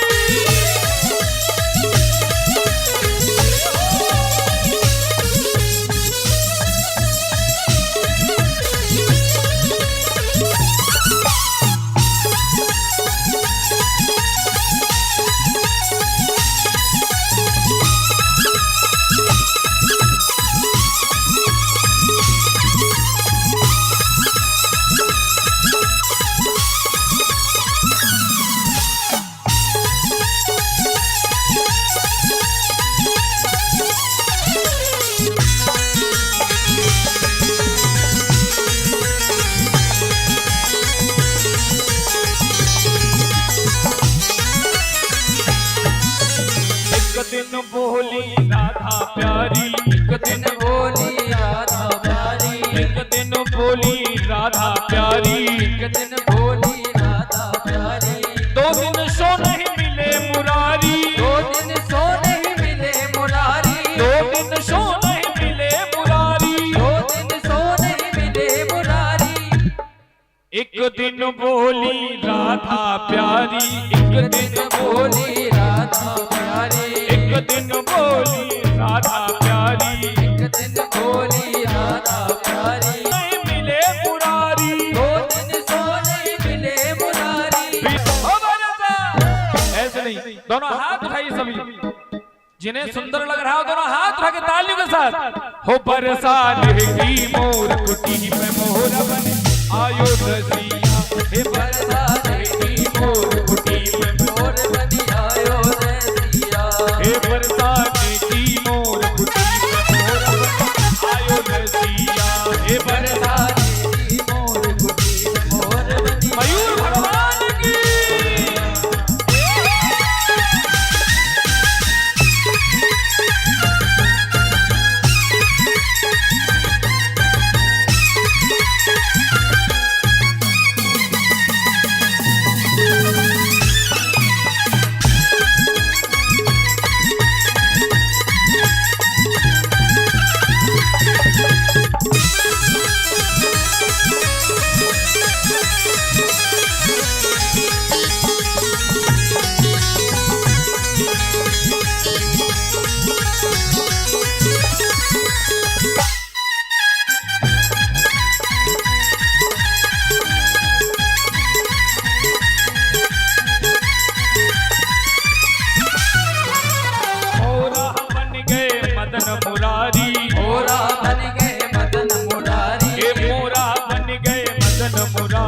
मोरा बन गए मदन मुरारी।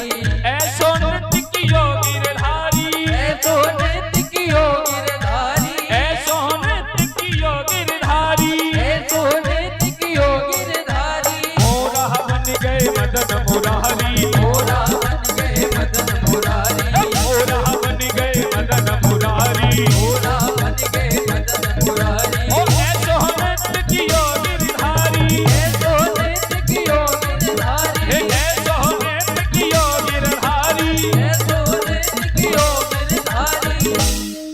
जी आओ, दोनों हाथ उठाओ ताली का। सभी को किस किस को मयूर भगवान की झांकी सुंदर लग रही, दोनों हाथ उठा करके, सभी दोनों हाथ उठा के कहे, हे मोरा बन गए मदन मुरारी, मोरा बन गए मदन मुरारी, मोरा बन गए मदन मुरारी, मोरा बन गए मदन मुरारी। हो ऐसो नृत्य कियो गिरधारी, ऐसो नृत्य कियो गिरधारी, ऐसो नृत्य कियो गिरधारी, ऐसो नृत्य कियो गिरधारी। या छवि ऊपर मोहित है गई ब्रज की सखियां, हो या छवि ऊपर मोहित हो गई ब्रज की सखियां।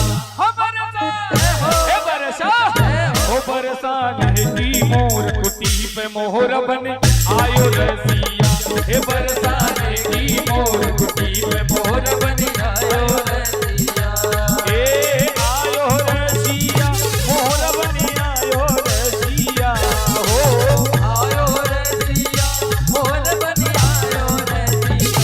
एक बार सभी दोनों हाथ उठाएं, सभी दोनों हाथ उठा के ताली के साथ, हो बरसा नहती मोर कुटी पे मोहर बन आयो रसिया, हे बरसा नहती मोर कुटी पे मोहर बन आयो रसिया, हे मोर बन आयो काना मोर बन आयो, मोर बन आयो कथा मोर बन आयो, मोर बन आयो काना मोर बन आयो, आयो कथा मोर बन आयो, हे मोर बन आयो काना मोर बन आयो, मोर बन आयो कथा मोर बन हो बरसा नहती मोर कुटी पे मोहर बन आयो रसिया, हे बरसा नहती मोर कुटी पे मोहर बन आयो। मयूर भगवान की जय हो।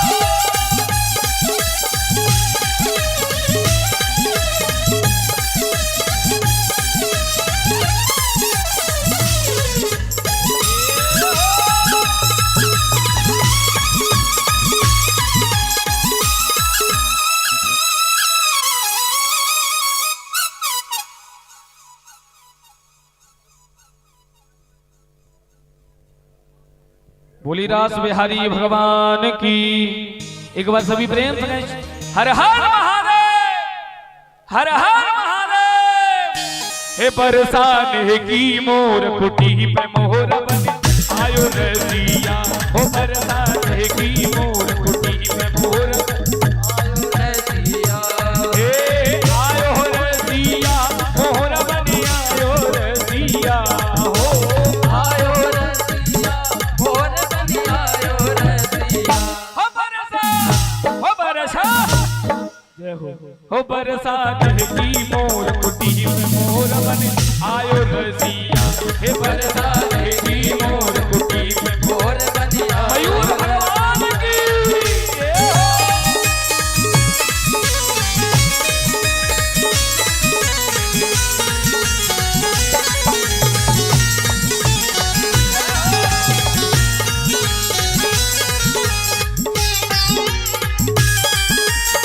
रास बिहारी भगवान की।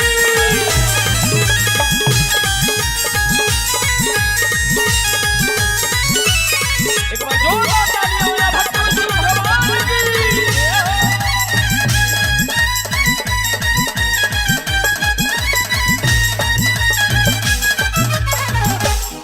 ओ कान्हा नाचे झूम झूम छननन, कान्हा नाचे झूम झूम छननन, कान्हा नाचे झूम झूम छननन, कान्हा नाचे झूम झूम छननन, पायल बजी रही झूम झूम छननन, पायल बज रही झूम झूम छननन, हे कान्हा नाचे झूम झूम छननन, कान्हा नाचे झूम झूम छननन, हे कान्हा नाचे झूम झूम छननन, कान्हा नाचे झूम झूम छननन, हे पायल बजी रही झूम झूम छननन, पायल बज रही झूम झूम छननन, हे पायल बजी रही झूम झूम छननन, पायल बज रही झूम झूम छननन, मोर बनी आयो काना मोर बनी आयो, मोर बन आयो कथा मोर बन आयो, मोर बनी आयो काना मोर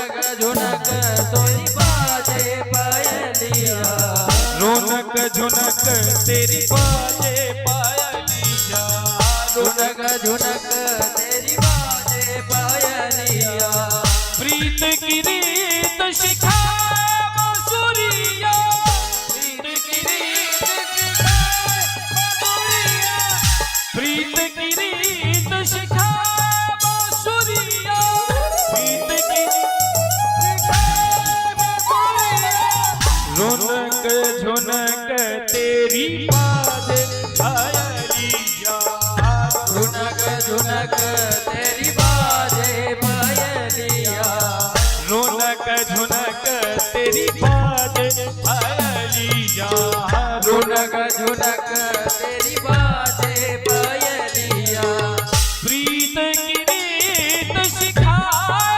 बांसुरिया प्रीत की रीत शिखा बांसुरिया रौनक झुनक तेरी बाजे पायलिया झुनक झुनक तेरी बाजे पायलिया रौनक झुनक तेरी बाजे पायलिया रौनक झुनक तेरी बाजे पायलिया गाना नाचे झूम झूम ना ना ना नाचे झुम झुम जनन गाना नाचे झूम झूम ना ना ना नाचे झुम झुम जनन हो पायल बज रही झूम झूम ना ना ना पायल बज रही झुम झुम जनन पायल बज रही झूम झूम ना ना ना पायल बज रही झुम झुम जनन अशोक शर्मा संग बहालन के नाचे सखियां ओ अशोक संग बहालन में नाचे सखिया हो बरसा हे बरसा हो बरसाने की मोर कुटी पे मोहरा बने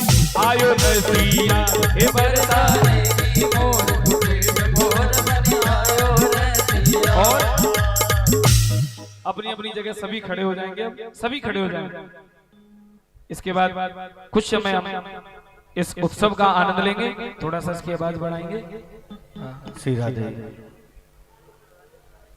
कुर्सी दे दो ठाकुर जी को कुर्सी लगा दीजिए भैया हाँ एक बार सभी प्रेम से कहिए हर हर महादेव हर हर महादेव हर हर महादेव हर महादेव दोनों हाथ उठा के सभी आज आप हम सभी ने ठाकुर जी के राज का दर्शन किया किस किस को सुंदर लगा दोनों हाथ उठाएं ठाकुर जी का दिल दीवाना किस किस का हुआ ठाकुर जी का सभी का दिल दीवाना हुआ है तो दोनों हाथ उठा के कहें हो मेरा दिल तो दीवाना हो गया मुरली वाले तेरा मेरा दिल तो दीवाना हो गया मुरली वाले तेरा मेरा दिल तो दीवाना हो गया मुरली वाले तेरा मेरा दिल तो दीवाना हो गया मुरली वाले तेरा ओ मुरली वाले तेरा मुरली वाले तेरा कमली वाले तेरा कमली वाले तेरा मेरा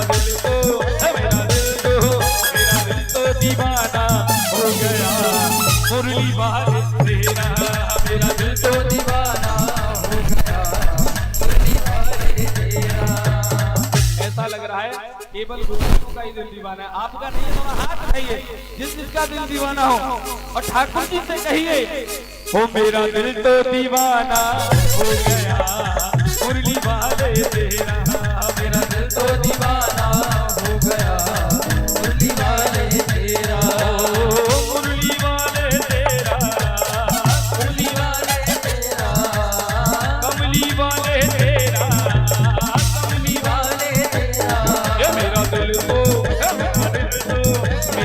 तो दीवाना हो गया मुरली वाले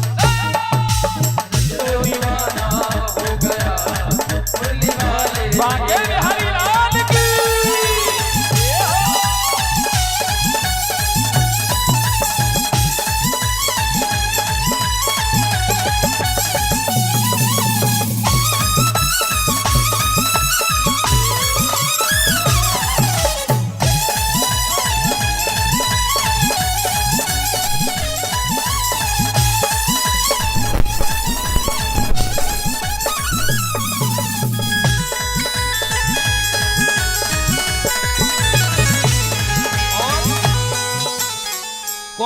वृंदावन चलना चाहता है हमारे साथ। आय है जय हो। एक बार सभी प्रेम से राधे राधे राधे राधे राधे। दोनों हाथ आगे।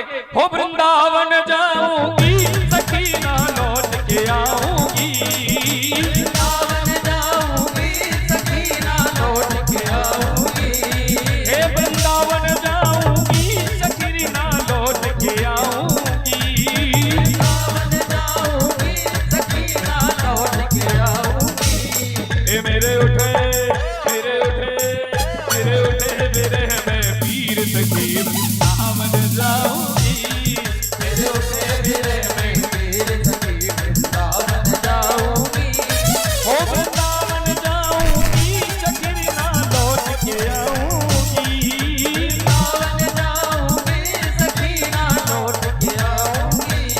हे मेरे उठे मेरे उठे मेरे उठे मेरे मैं पीर सखी वृंदावन जाऊंगी, मेरे उठे मेरे मैं वृंदावन जाऊंगी। और सभी दोनों हाथ उठाए, सभी दोनों हाथ उठा करके एक दो तीन चार। बाजा बिहारी लाल की।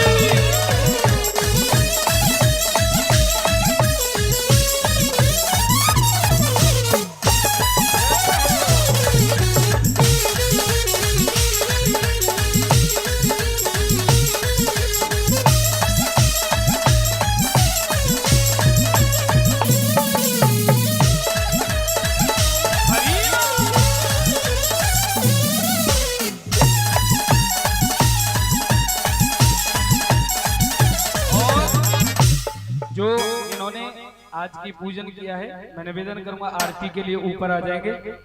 आरती के लिए कृपया मंच पे आएंगे और शीघ्र आएंगे, समय नहीं लगाएंगे। ओम प्रकाश जी हमारी आवाज सुन रहे हैं तो कृपया शीघ्र मंच पर आएंगे, और जिन्हें भी ठाकुर जी के चरणों में दान करना है वो कर भी सकते हैं। एक बार सभी प्रेम की श्री राधे राधे राधे राधे। ओम प्रकाश जी कृपया शीघ्र आरती के लिए मंच पर आएंगे। आरती से पहले एक बार सभी दोनों हाथ उठा करके सभी मस्ती में झूमते हुए, वृंदावन तभी तो पहुंचेंगे जब दिल दीवाना होगा। हाँ, दोनों हाथ उठा के कहिए किस किस का दिल दीवाना है।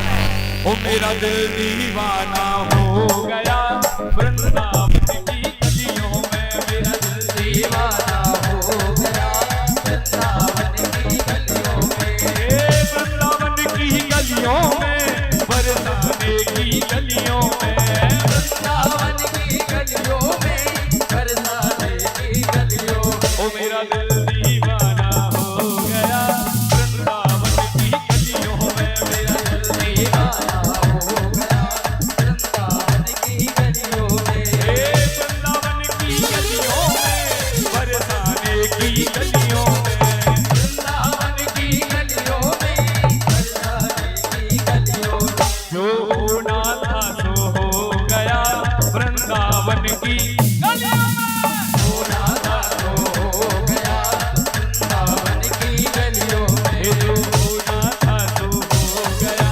वृंदावन की गलियों।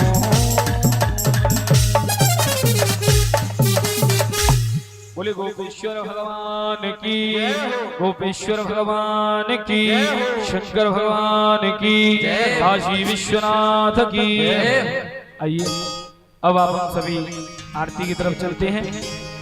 कल भी आप सभी समय से पधार कर इसी प्रकार कथा का दर्शन करेंगे, तो मेरा निवेदन है सभी समय से आकर आरती में आप हम सभी सम्मिलित होंगे। ले लीजिए आरती लीजिए, ठीक है। हरि ओम चंद्रमा मनसो जात चक्षुः सूर्यो वजायत श्रोत्राद्वादश प्राणिजमुखदग्नि न जायत। हे भोलेनाथ तेरी आरती गाऊं, हे भोलेनाथ तेरी आरती गाऊं, ओ आरती गाऊं भोले आपको मनाऊं, आरती गाऊं भोले आपको मनाऊं। ओ हे भोलेनाथ तेरी आरती गाऊं, हे भोलेनाथ तेरी आरती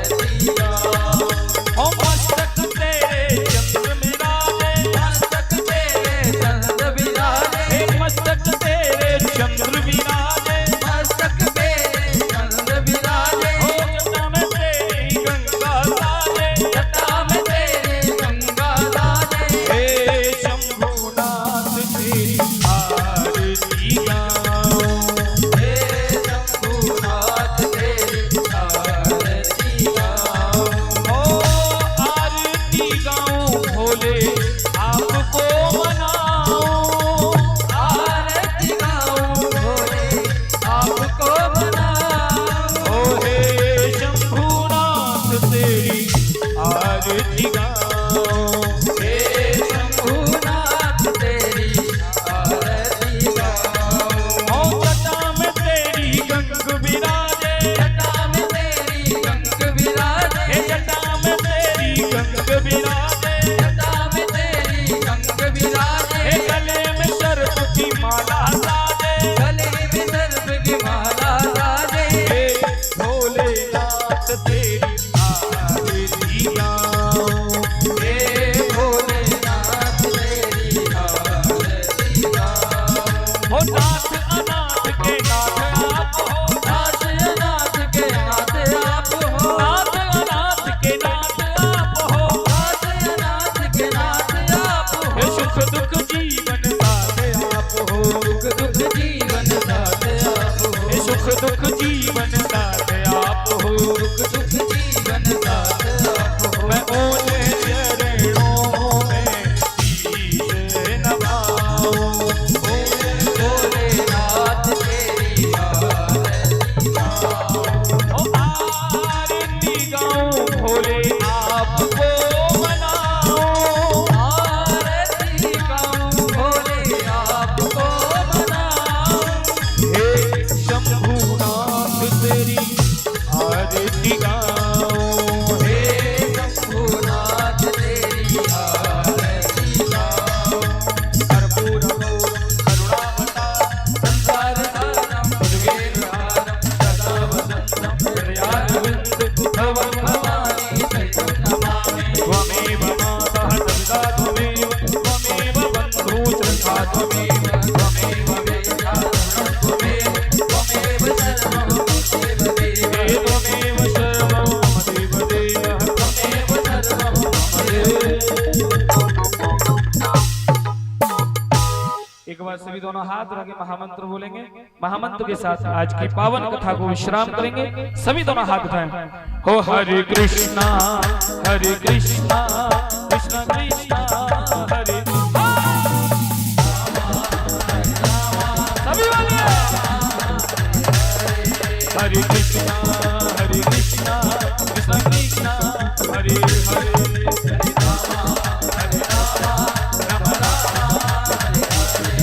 ओ हरे कृष्ण कृष्ण कृष्ण हरे हरे, हे हरे कृष्ण कृष्ण कृष्ण हरे हरे, हरे कृष्ण कृष्ण कृष्ण हरे हरे, हरे राम